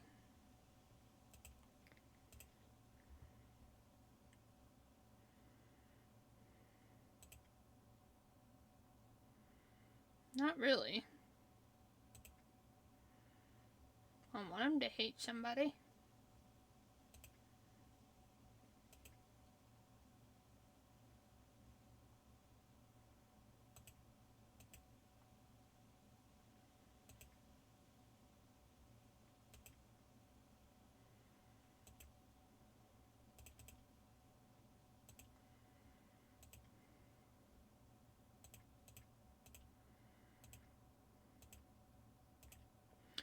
You and Brown Sprouts take a walk along the edge of the territory. Trees gently swaying and birds calling in the breeze overhead.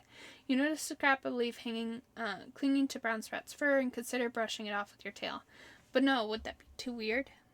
Proceed anyway. You gently brush your tail across Brown Sprout's shoulder blade, and he thanks you with a purr that's a little too warm for the simplicity of the favor. Well, you guys are married, so get over it.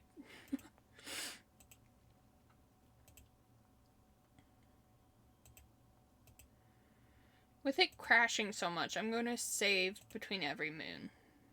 Just while it's, like, crashing all the time. And time skip. You ponder the last half moon, gathering and certain of StarClan's intent in the future of streamclan. A stroll today has let you discover a hidden gem in the area of the territory. Maybe you can use this as a nice hideaway on occasion. Fierce Ripple tells herself that she can't let these feelings consume her. Instead, she has to learn to live with it. And Webfoot's running nose is gone. Shell Splinter wasn't looking where he was going and tripped over a small chunk. He came out of it with only his pride bruised. Pipit Flood's white cough is gone. Missile Serp wishes to join the elders. First Star calls a meeting, and the clan honors him for the service Missile Serp has given to them. Volfor's white cough is gone. Songpaw's recovered from her sprain. Poppy Breeze no longer has a stomach ache. Oddpaw wasn't looking where he was going and tripped over a small chunk, gaining a few bruises. First Star has been following the progress of Bubbling Paw for moons and feels that it is finally time to give him his warrior name. He is granted the name Bubbling Puddle in honor for his hard work. Bubbling Puddle has gotten a runny nose. Just a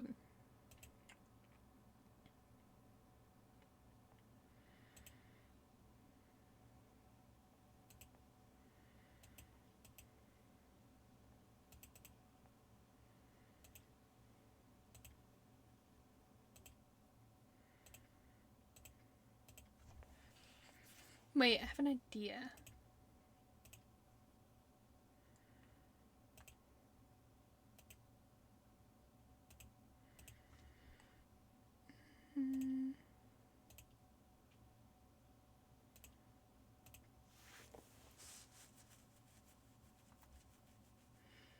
Just, spreading some chaos.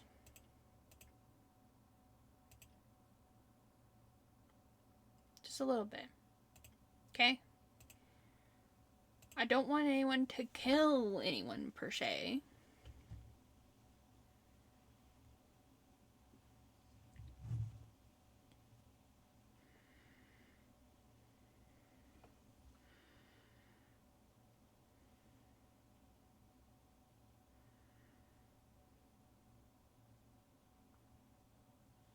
Okay. For some reason, my stream was not working. As new leaf brings green back to the world, Twilight has been eagerly anticipating the unfurling of new leaf buds on the elder trees. And she found some elder leaves and gathered them.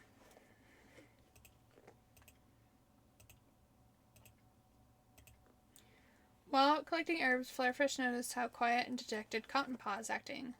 After Flarefish asks him what's wrong, Cottonpaw admits he doesn't feel cut out to be Medicine Cat. And wrapping her tail around Cottonpaw, Flarefish reassures her that no one has ever felt completely confident in her abilities. But that didn't mean they weren't good enough. Flarefish herself still doubts her own abilities sometimes, but she always remembers that streamclan trusts her to heal them. And so she should trust herself too. Pressing his nose into Flarefish's side, Cottonpaw sniffles to thank you.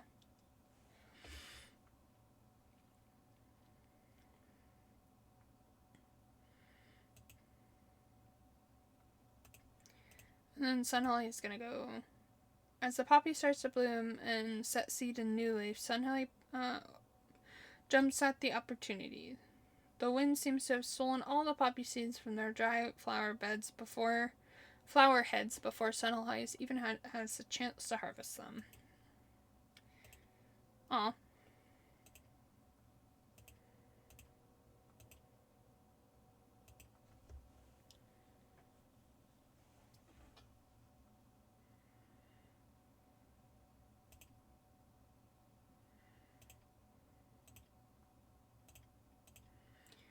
patrol comes across a small dog. Furser hisses at the dog, warning it off. It skitters back, yipping loudly, but headed in the right direction.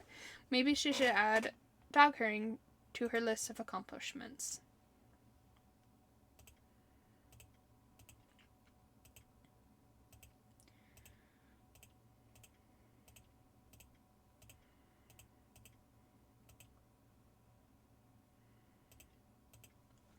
Tempest wanders past an old badger set overlooking a crook in a little river, and then freezes. There's a noose in here, acid and sour. Well, the only way to know is to check. Lemafar scrambles into the den to look and comes nose to nose with its occupant. It's only by the grace of streamclan that he's able to redirect that speed and twist around just as fast, shredding fur in clumps as the badger's furious snarling and frizzling follows him up the burrow tunnel. Well, he's confident, that's for sure.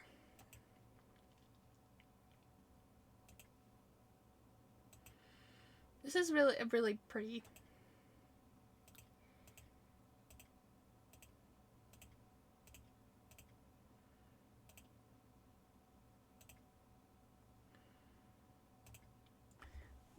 Bumble suggests this might be a good chance for the cats to practice teamwork, particularly with Oddpaw. Sometimes the best thing to do is just help an apprentice get the chance to feel equal to the warriors he's trying to become. Bumble treats Oddpaw exactly like everyone else. Oddpaw confidence grows as his eyes light up as the cats work together.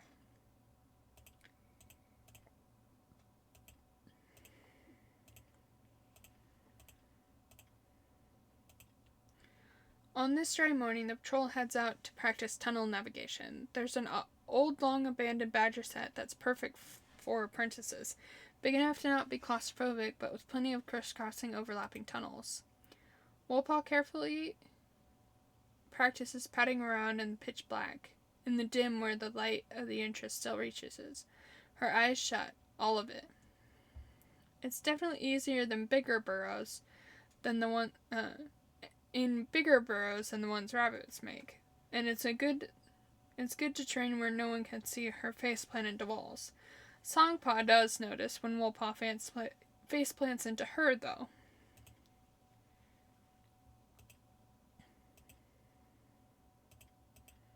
Isn't there another wool? I thought there was another wool. I don't know, I'll have to look. Gray's Blaze suggests I meant to send them on a border patrol. As the patrol is checking the borderlines, they notice that an elm clan scent has strayed into their territory. Stone Dust can't contain his annoyance at the trespass. When the patrol finds the lost elm clan apprentice to be the source of the scent, reprimanding them heavily. The apprentice is nearly in tears when Stone Dust finally lets him go, and the patrol leads them back to the borderline. Tension thick in the air. I'm gonna do something. I feel like they're gonna provoke Elm Clan because of all the tensions.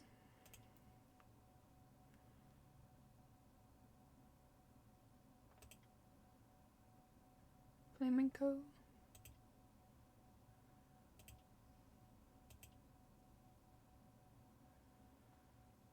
There's a bunch of elders. Saffron, Bad Dawn, and Crocus. Crocus?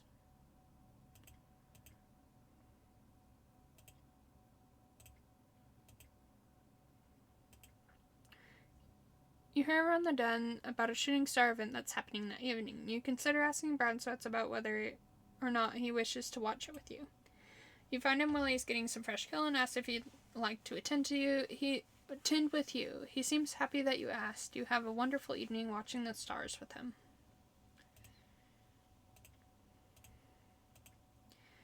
Shellsplinter enters your den complaining of pain and asking for some herbs that might help. When you ask what happened, though, she climbs up, seemingly too embarrassed to admit why he needs the herbs. Well, Shellsplinter, When you finally get Shellsplinter to admit that he was bitten by a goose, you let out a little trill of amusement. Not because Shellsplinter was attacked, but because you've been bitten by a goose before, too. This information gets a sheepish yet relieved laugh from Shellsplinter, as you treat his injuries, the two of you commiserate about the dark forest level atrocities that those birds are capable of committing. I don't know if I said that word right. Well, I bet someone would correct me.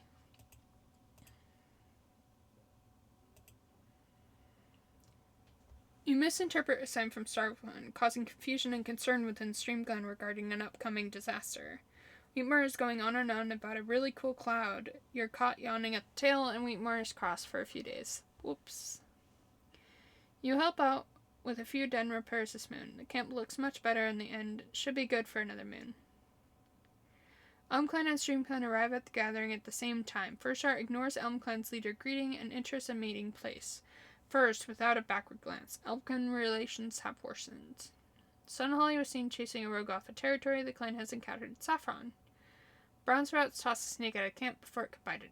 Someone goes bad wakes one day after moons of numbness and feels as though the world is less dull.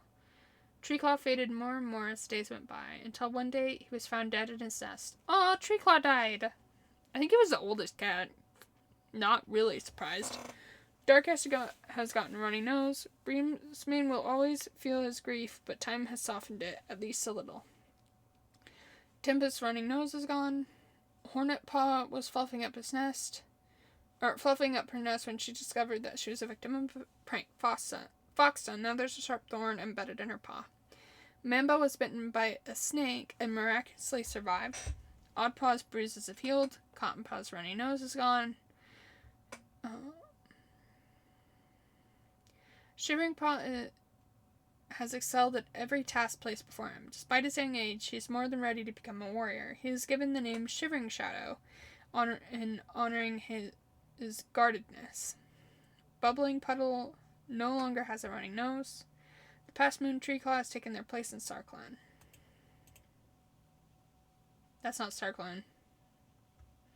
That's the Dark Forest.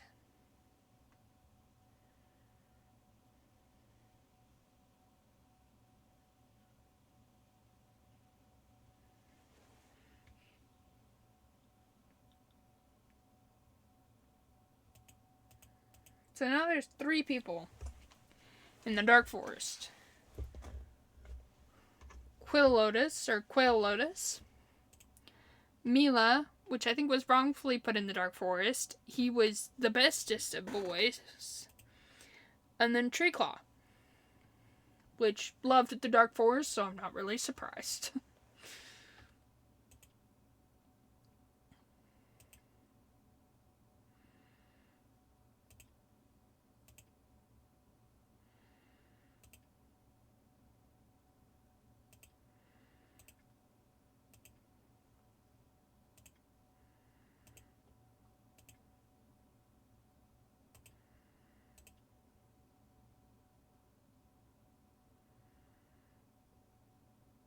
Oh, I wasn't mediating them too.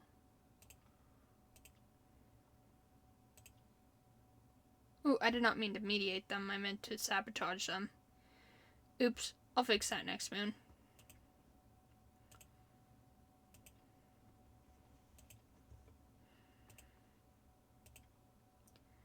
There's a sort of a... Did you guys get that?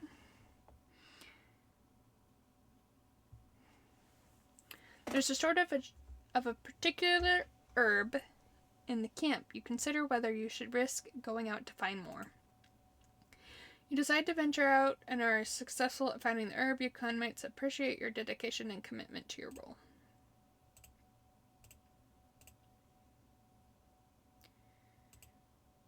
You are assigned to one of the more tedious chores around camp.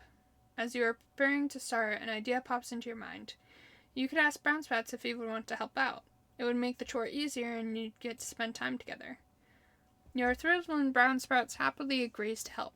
But the chore is boring, the two of you joke around and have fun, and before you know it, you're all done. The two of you continue messing around afterwards and you feel a happy flutter in your chest.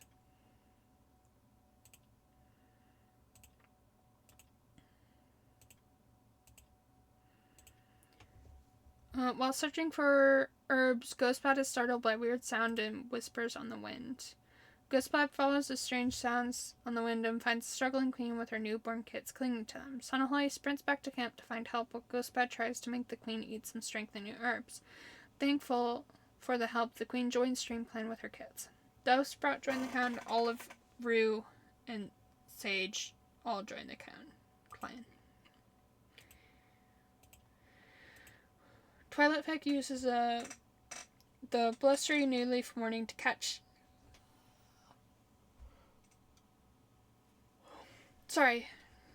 to catch the scent of wild garlic on the breeze.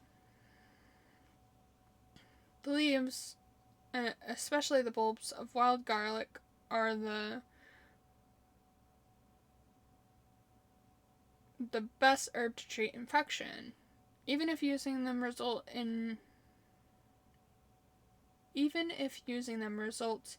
each time in either a patient or the loved ones complaining about the smell. Twilight Vic personally will take a bit of bad smell over illness. Thank you very much. Plus, garlic doesn't smell that bad. I mean, to animals it smells stronger, but it doesn't smell that bad. As the branches of the oak leaf trees start to green, Flarefish brings Cotton Paw to collect its leaves. And they gather at oak leaves.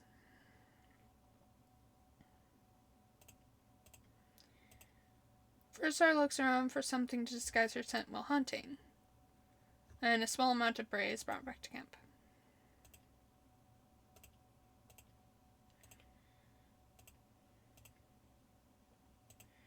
Dragonpaw and Brown Sprouts and Songpaw and Fierce Ripple are all going to go on a training patrol. The patrol wants to hold a training session for Oddpaw. They decide to focus on how best to hide within tall grass. Oddpaw listens carefully and Fierce Ripple explains how to move through the grass unseen and undetected.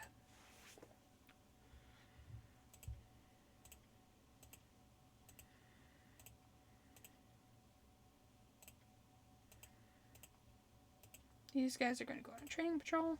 Darkash wanders past an old badger set overlooking a crook in the little river. When he freezes, there's a new scent, acid and sour. Calling the rest of the patrol over, the cats discuss their next move. If a badger has moved in, they need to confirm it. But how? Darkash comes up with a plan, stuffing grasses and shrubs into the mouth of the set.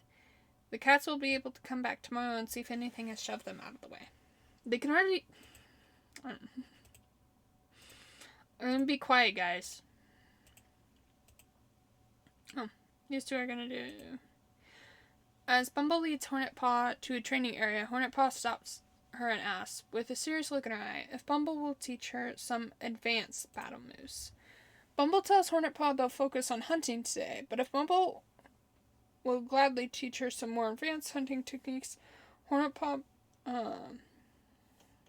preserves dejectedly through stalking training.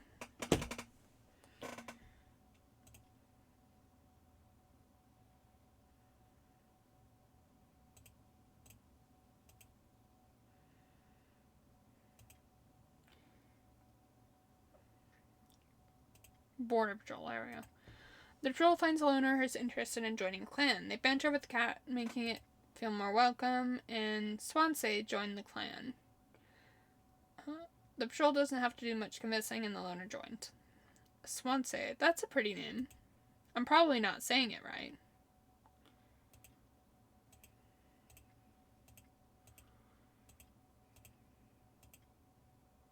Swansea, this is her. She's pretty.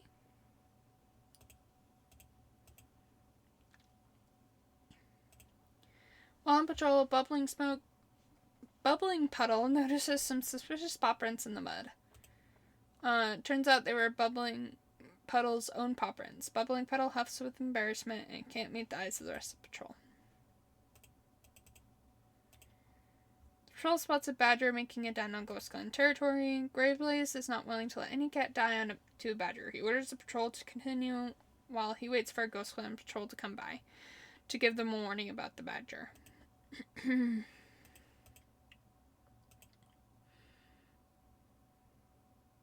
Okay. I'm gonna save. Time skip a moon. You misinterpret a sign from Starplan, causing confusion and concern within streamclan regarding an upcoming disaster. Quiet Flight has gotten fleas. Fierce Ripple was trying to fluff up her nest when she discovered that she was a victim of a prank. Frost done. There's now a sharp thorn embedded in her bra. Bronzesweat has gotten heat stroke. Fierce Ripple announced that she's expecting kids. Time to move to the nursery and relax before the new arrivals make their appearance. Wheatmore gazes up at Silverette and finds that finally the grief is beginning to lessen. A blue butterfly flutters past Fierce Ripple's nose, leading the way down a path through a secluded murky forest. Eventually, it alights on a still paw of Wheatmore, who attacks and kills her. Oh no! She was pregnant!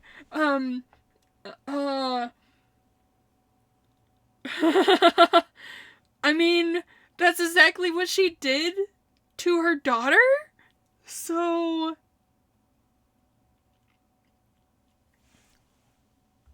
payback. Basiltooth was helping reinforce the camp walls when he got a thorn stuck in his paw. Plague has gotten heat exhaustion and Webfoot has healed from her mangled leg. Shell Splinter fell into a river and was swept away by the current, never to be seen again. Rumors reach your clan that the former clan cat Batdon has died recently. The Conquer Clan Medicine Cat comes asking if StreamClan has any cobwebs to spare. Graciously, your clan decides to aid their allies and share their herbs. Woolpaw has excelled in every task placed before her. Despite her young age, she's more than ready to be a warrior. She's even given the name Wolfreeze, honoring her hard work.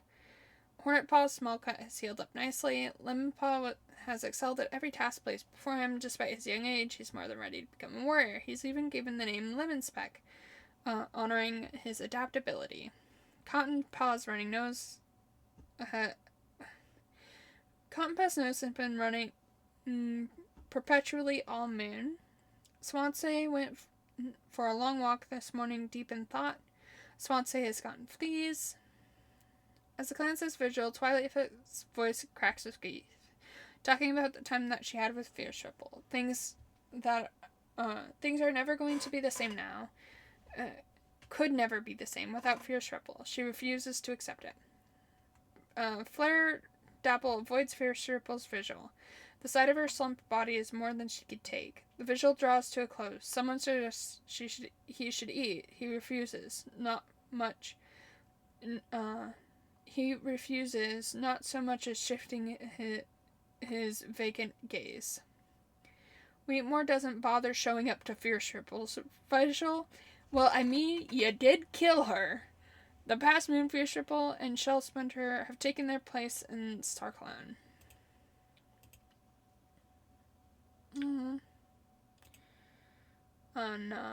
Fierce Ripple? No. You're gonna... No.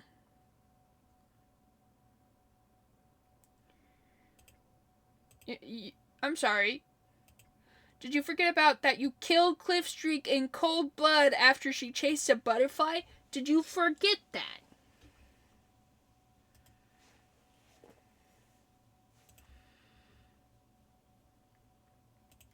Let's go to Wheatmore. Wheatmore! You.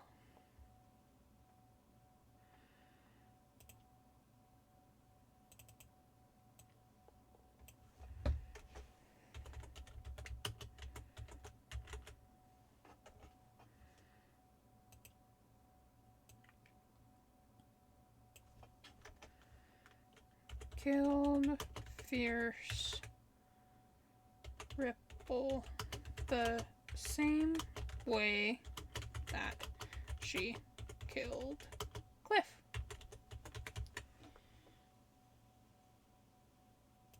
There you go.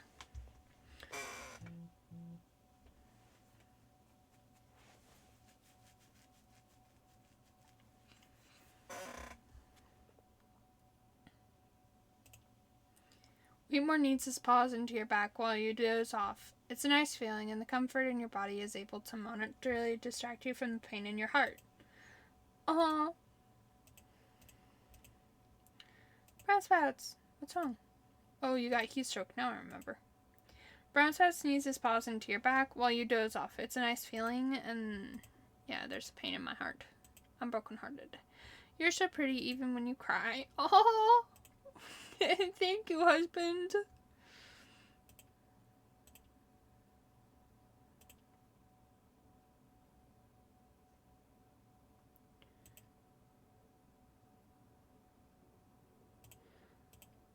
Yeah, you're 45 minutes old. I'm 38.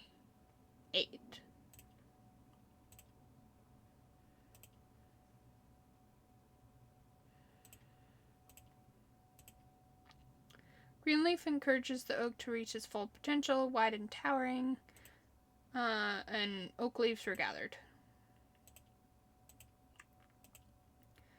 More marigold will be useful, particularly with Greenleaf in full swing. The season will bring the marigold into bloom, and the flowers are just as useful as the leaves to sun holly, and extremely easy to spot from a distance. And marigold was gathered.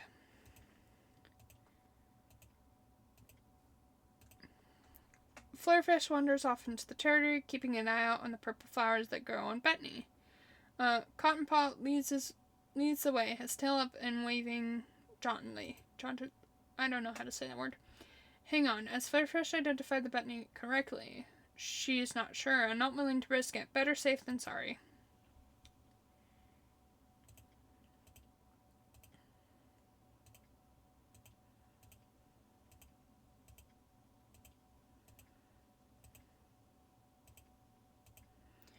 While helping gather herbs, Breckenpaw stumbles upon a bush of red berries. Whatever, identifying them is a medicine cat's problem. Breckenpaw plucks the berries and brings them back to camp, where it turns out they're called raspberries.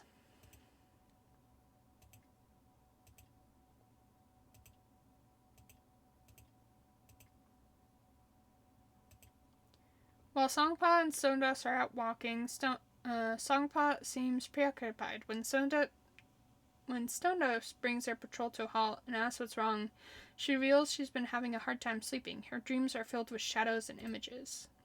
Stonedust listens sympathetically, gently nodding as Songpaw pours out her troubles until the apprentice eventually runs out of words. She's been dealing with a lot, apparently, and while Stonedust isn't too sure what to do, he can offer support and time away from Songpaw's troubles. Just that is already enough to make Songpaw's ears stop dripping. I want to look Songpaw. One too far. Songpaw.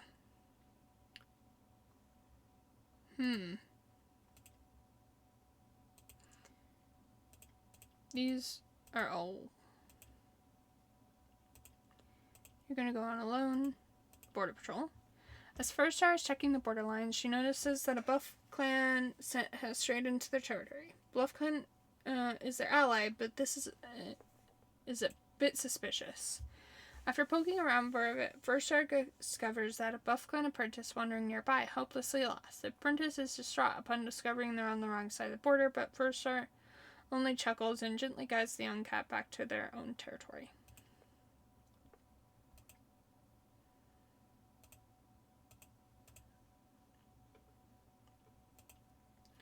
The patrol hears a desperate screams coming from a nearby lake.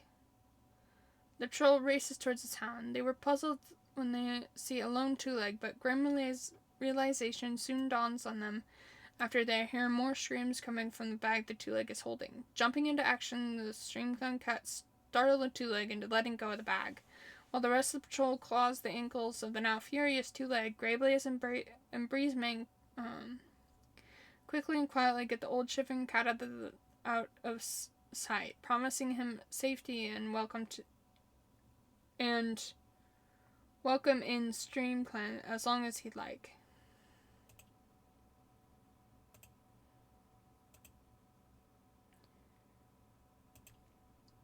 The patrol hears a cat begging for their husfolk to come back, just barely intelligible over the sound of a monster speeding away. He discovers a cooling body of a kitty cat. It seems like he attempted to run after two legs, but were run over and monster. Pippa silently sends a prayer for the kitty pet, and can't help cursing the two legs that abandoned such a loyal cat.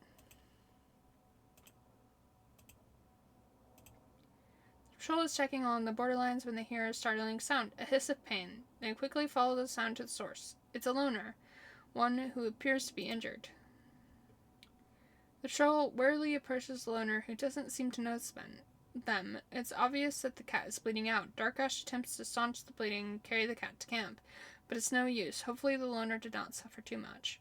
Albert's ghost now wonders. Albert! Swansea finds a wounded cat near the Thunder Path. The patrol approaches the injured cat and sees sign of life.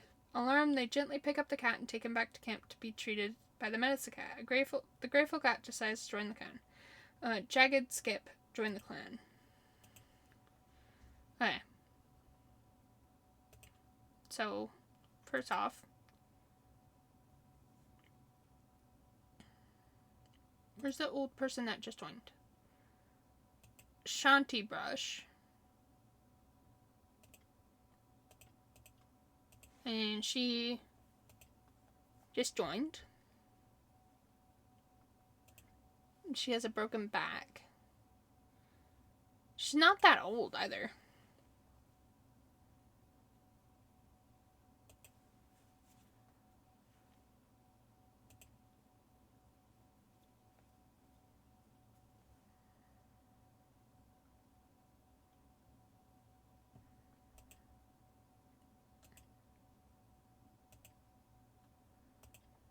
Okay. I'm going to time skip a moon.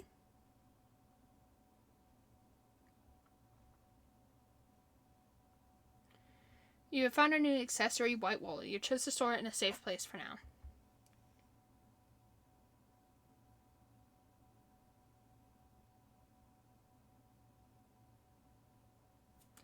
Ghostbad nods off as he meticulously counts the herb supply for the second time this dawn.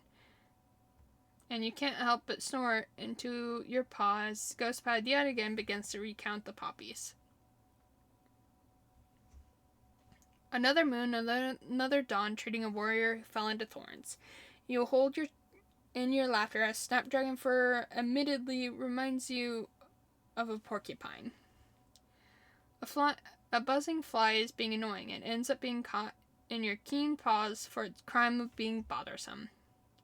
StreamClan doesn't have enough healthy medicine cats. Cats will be sick or hurt for longer and have a higher chance of dying. First Star has gotten heat stroke. Twilight has gotten rid of all of his fleas. Brown Sprouts is no longer suffering from heat stroke. Brown Sprouts is seen playing with a kitty pet over the border. The clan has encountered Flamenco.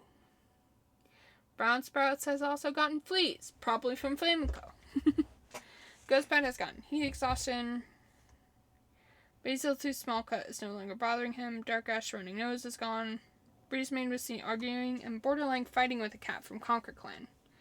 Polka has gotten heat exhaustion.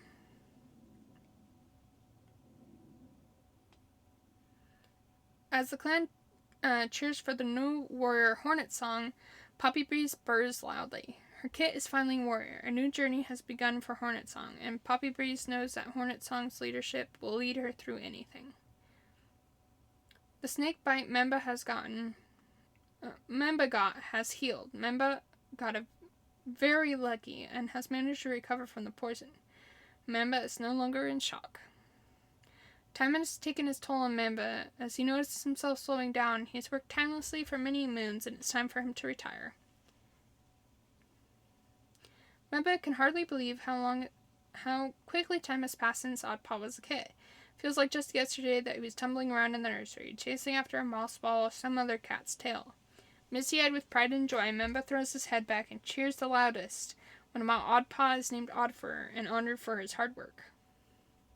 Rowanpaw silently swears to StarClan to do his best for the clan as he touches noses with Dark Ash.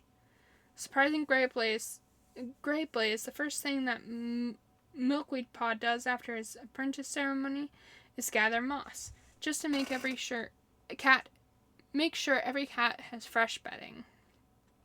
Rookit has gotten fleas. Swansea has finally gotten rid of all of her fleas. The ground inside camp has turned into a muddy mess from the rain. Swansea sprains her paw while trying to walk through the muck. Oh, I never looked at the new kits. Olive Kit, Rue Kit, Sage kit. They're so cute.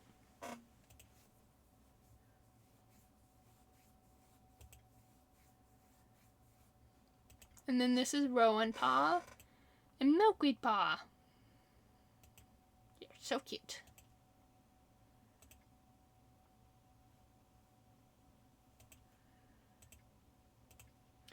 While gathering fresh water, Sunhilly sees strange ripples on the surface of a puddle. As Sunhilly looks into the puddle, he is granted with an intense vision. He drops what he's doing and races back to camp to consult the leader.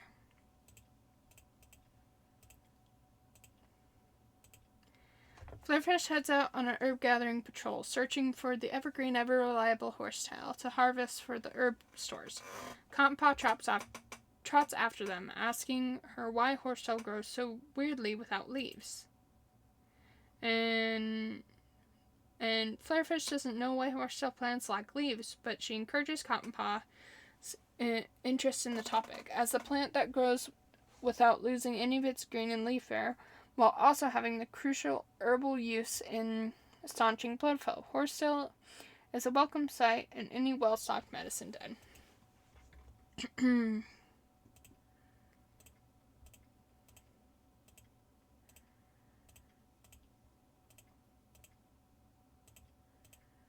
These guys are going to go on a training patrol. On this dry morning, the patrol heads out to practice tunnel navigation. There's an old, long-abandoned badger's hut that's perfect for apprentices, big enough to not be claustrophobic, but with plenty of crisscrossing and overlapping tunnels. Rowanpaw carefully practiced padding around in the pitch black, in the dim where the light of the entrance still reaches. With his eyes shut, it's definitely easier in bigger burrows than the ones rabbits make, and it's good to train where no one can see him faceplant into the walls. Milkweed Paw does notice when Rowanpaw faceplants into him, though.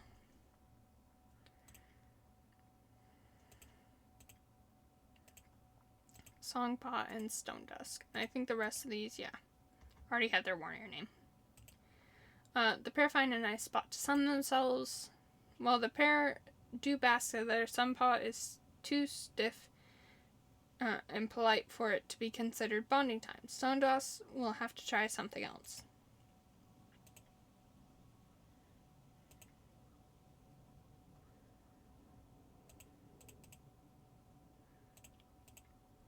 The troll hears the desperate screams coming from a nearby lake, and Luna joined the clan. This is really sad, so I don't want to read it again. I just read it all.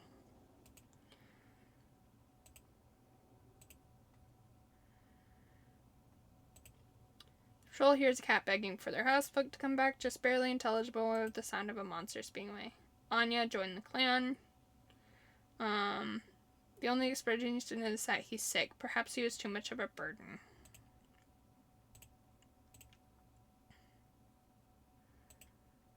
The patrol meets Conquer Clan, a clan they consider allies at the border.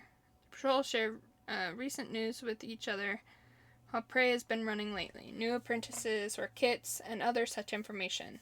They part on good terms, camaraderie between the clans continuing to grow.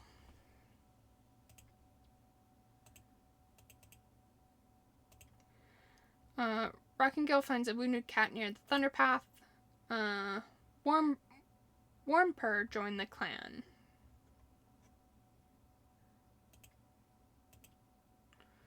Okay. So, Warmpur just joined the clan. She's very cute. I want to look at her closely. Oh, she's like a pink color.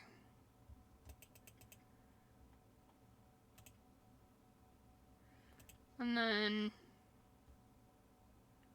who's the other one that just joined? This one? And, no, well, she did join, but she was recovering from giving birth. So, Anya, she has yellow cough. Or he has yellow cough. When I think of Anya, I think of a female for some reason.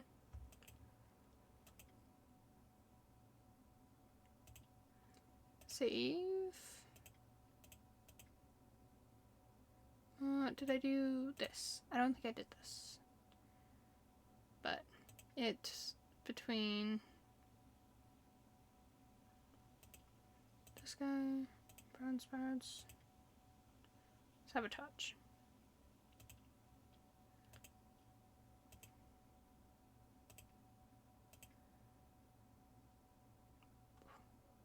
No, not that. Back.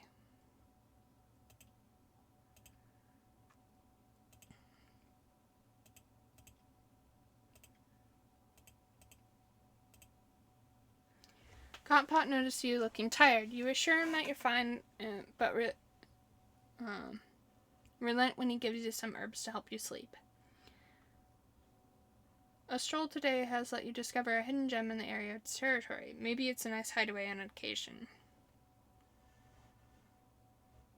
Brown Sprout was going on and on about a really cool cloud, and you're caught yawning at the tail. Brown Sprout was cross with you for a few days. Sorry. You misinterpret a sign from Starglen, causing confusion and concern within streamclan regarding an upcoming disaster. Pebble Shadow visits you after you had a very cross conversation with Shivering Shadow. Furster has recovered from heat stroke.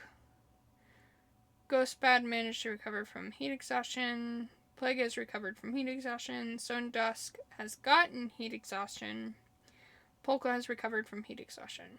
Volfer travels above Clangen to resolve from recent hunting disputes.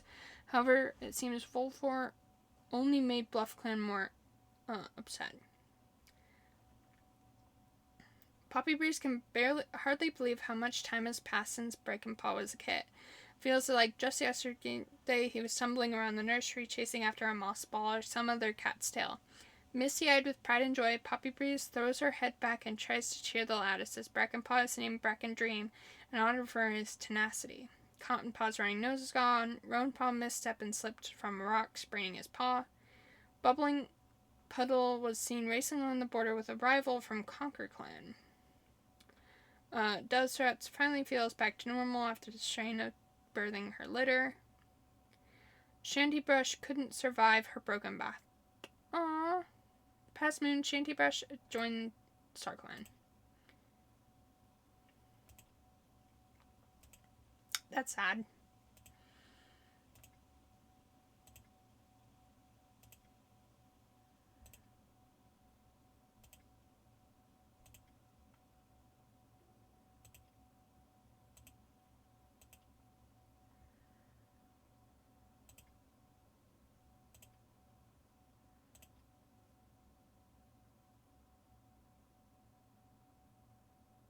There you go.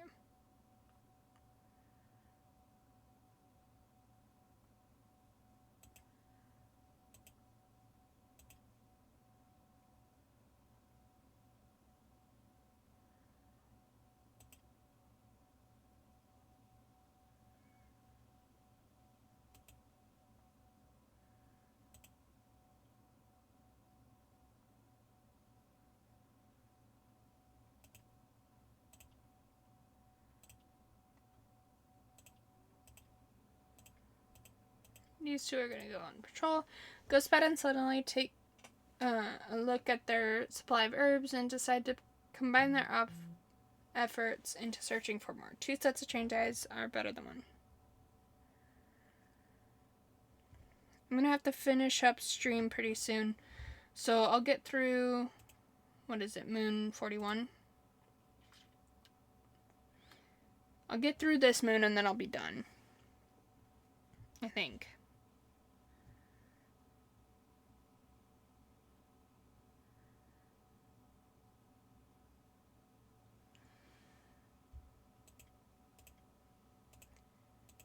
I'm going to send these two out on patrol. While searching for herbs, Flutterfish started to hear weird sounds. And she found a queen delivering her kits. Primrose Petal joined the clan. Otter Kit, Half Kit, Locust Kit, Tawny Kit, Hollyhock Kit joined the clan. That's 1, 2, 3, 4, 5 kits? My goodness. Look at these. 2, 3, 4, 5.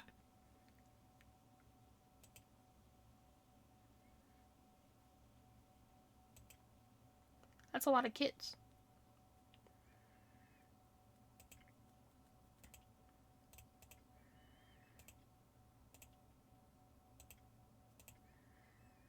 Grayblaze is surprised when Milky Pod makes a mistake over a simple move.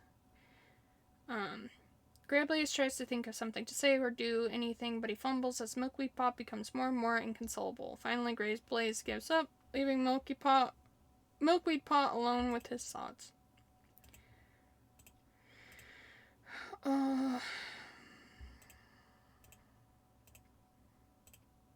Saffron takes Song Pot out of camp to gather moss, and they gather moss.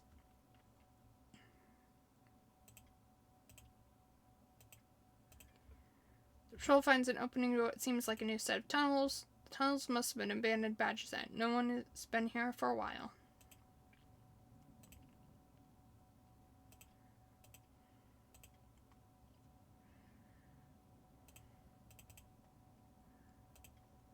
The troll comes across a small dog right on the border of streamclan, and the dog got a lucky hit on Pipit Flood, though together the patrol is able to drive it off successfully.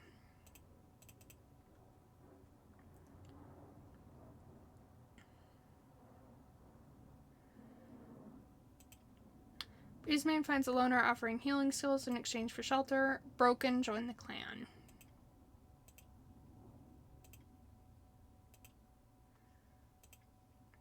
Broken is on a mission to find lungwort now that Greenleaf is here. The only reliable cure for yellow cough. She's determined that streamclan stock up on it. And Broken got sore.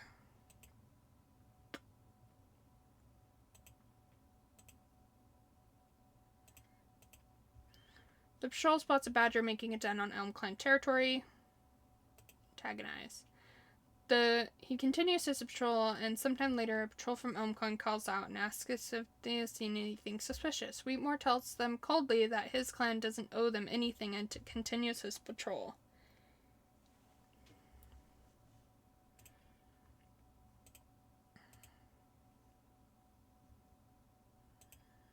The patrol finds an opening to what seems like a new set of tunnels.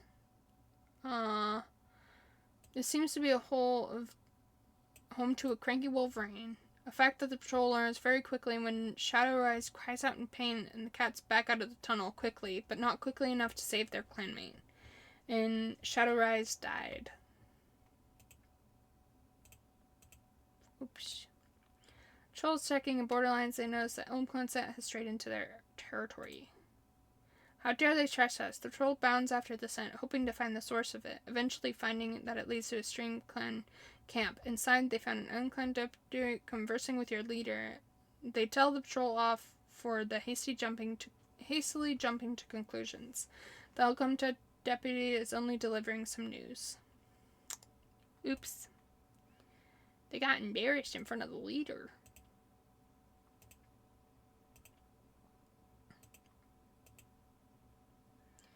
After noticing you being quiet today, Volfor comes out to check on you. A pleasant conversation boosts your mood. Another moon, another dawn, treating a warrior who fell into thorns.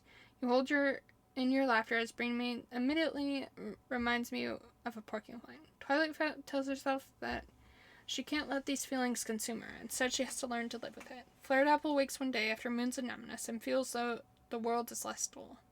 Brown Sweats finally got nimble of his fleas. Rumors reach your clan that the loner Corcus has died recently. Breezeman will always love Junko Wave, but has decided to move on. Pipit Flood's pelt has recovered from being so torn. Volfor travels to Fidget Clan to resolve some recent herb gathering disputes. However, it seems Volfor only made Fidget Clan more upset. You need to stop going out and doing mediator stuff, because you only seem to make it worse. Lemon Speck got his paw stuck in a two-leg trap, but luckily escaped with only a sprain. Bracken Dream got his paw stuck in a two-leg trap, but luckily only got a sprain. Cotton Pot has given his full name Cotton Rock and welcomed as a full medicine cat. Swansea's sprain is feeling much better. Jagged Skip can smell an infection from his back and feels the fever coming over himself. The injury feels less survivable by the day. Broken soreness is gone. The past new Shadowrise has taken their place in the clan. In StarClan. Oh.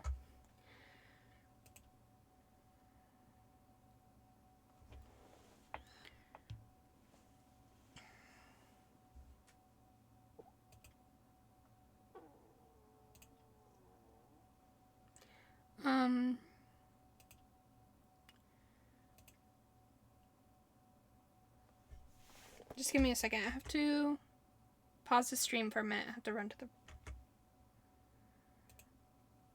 I will be right back.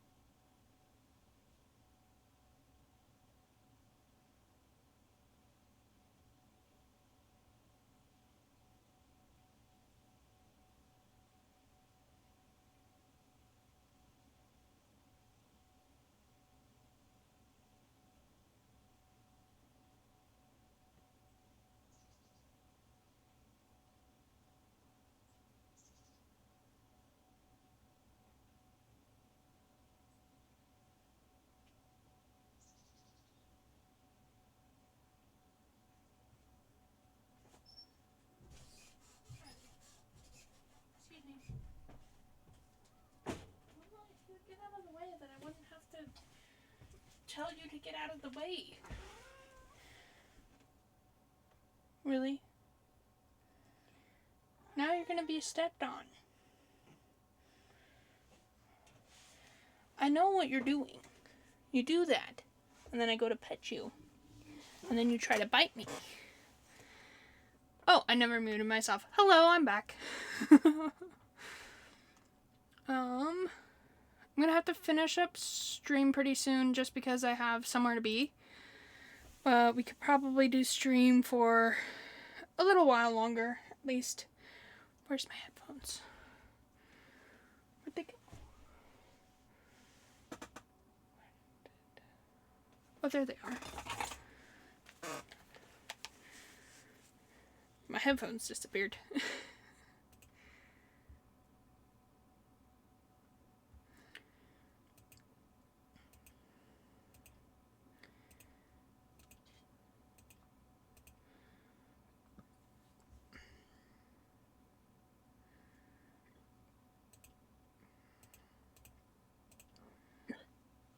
Sorry, I got the hiccups now.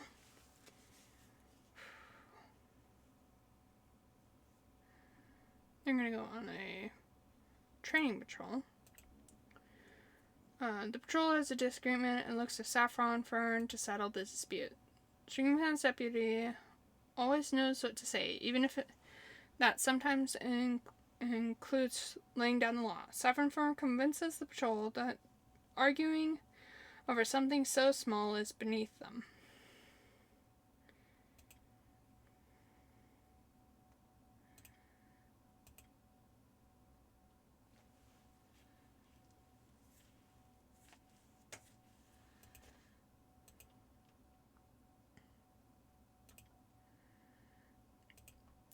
As the Meadows Cat's patrol pads out into the streamclan territory, Sunholly tells Ghostbat about the dream they had last night and what the StarClan vision could mean for streamclan. Ghostbat and Sunholly have an in-depth conversation about Sunholly's vision as they walk. Sunholly explains he remembers hatred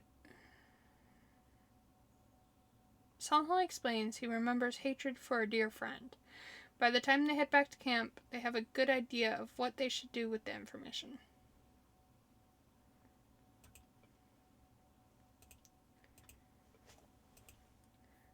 The time plants are running out of growing time. Broken better go harvest them before leaf fall is over. And time was gathered. As the mullein towers impressively over the other plants, it's a good time to harvest it. And mullein was gathered.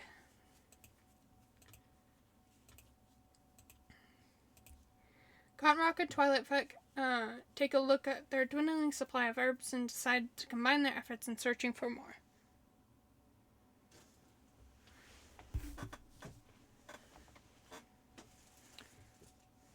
Thank you for moving. My cat was trapping my leg so I couldn't move it without him biting me. Cottonrock and Twilightfoot take a look. I already read that.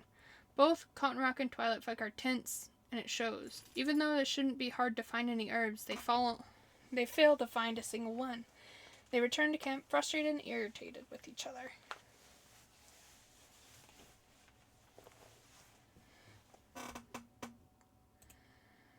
And then First Star is going to go on a lone border patrol. The patrol finds an opening to what seems like a new set of tunnels. The tunnels must have been abandoned Badger's Head. No one has been here in a while. This could be a good location to return to.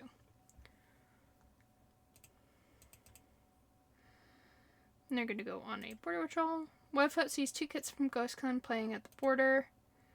Webfoot couldn't be able to forgive herself if something happened to those kits. She orders the patrol, save for Swansea, to return to camp. Swansea and Webfoot go to bring the kits back to Ghost Clan.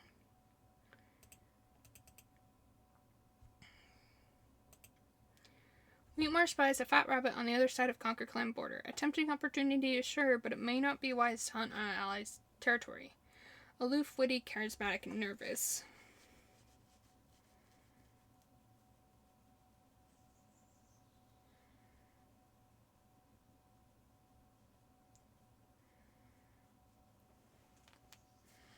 feel like they would not proceed. It's not worth ruining streamclan's reputation with their allies.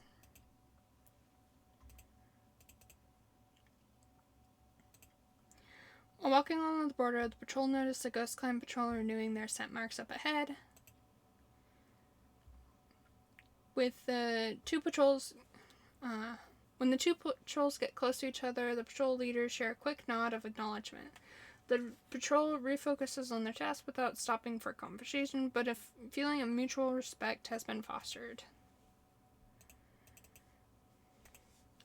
While walking along the border, the patrol noticed an Elm Clan patrol renewing their scent marks up ahead. The patrol stands tall and approaches the Elm Clan cats with an insult and threats. They need to be sure that the Elm Clan knows how strong streamclan cats are. Rockwell spits and hisses until the other patrol leaves the area, intimidated by how the patrol is acting. Acting like a bunch of kids? My boyfriend.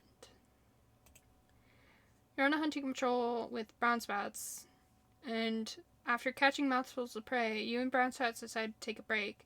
You notice how pretty the maple leaves look and want to give them to him. Is it a good choice, though? Yes. You stand up and collect the prettiest maple leaves, and after gathering a good load of them, you step over and show Brown Spat's leaves. He looks joyous and graciously receives the maple leaves from your paw, putting them on his ear.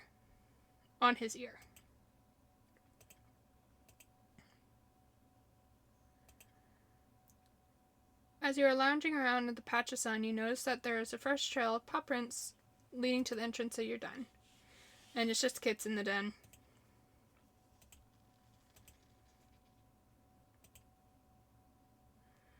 These are all the kittens that they're all grown up now.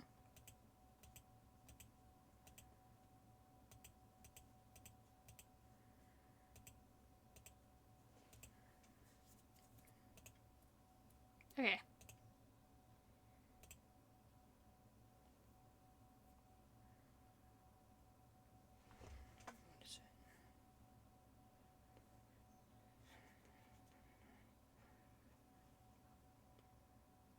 And then I think I'm going to leave it there for today. I'll get a little snippet of what's next.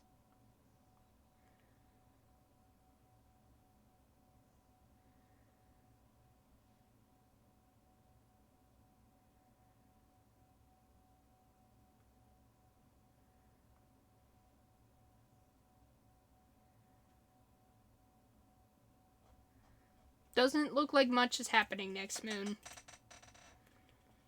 And main menu. Quit. It was a wonderful time streaming today. I hope you guys have a wonderful rest of your day. And goodbye!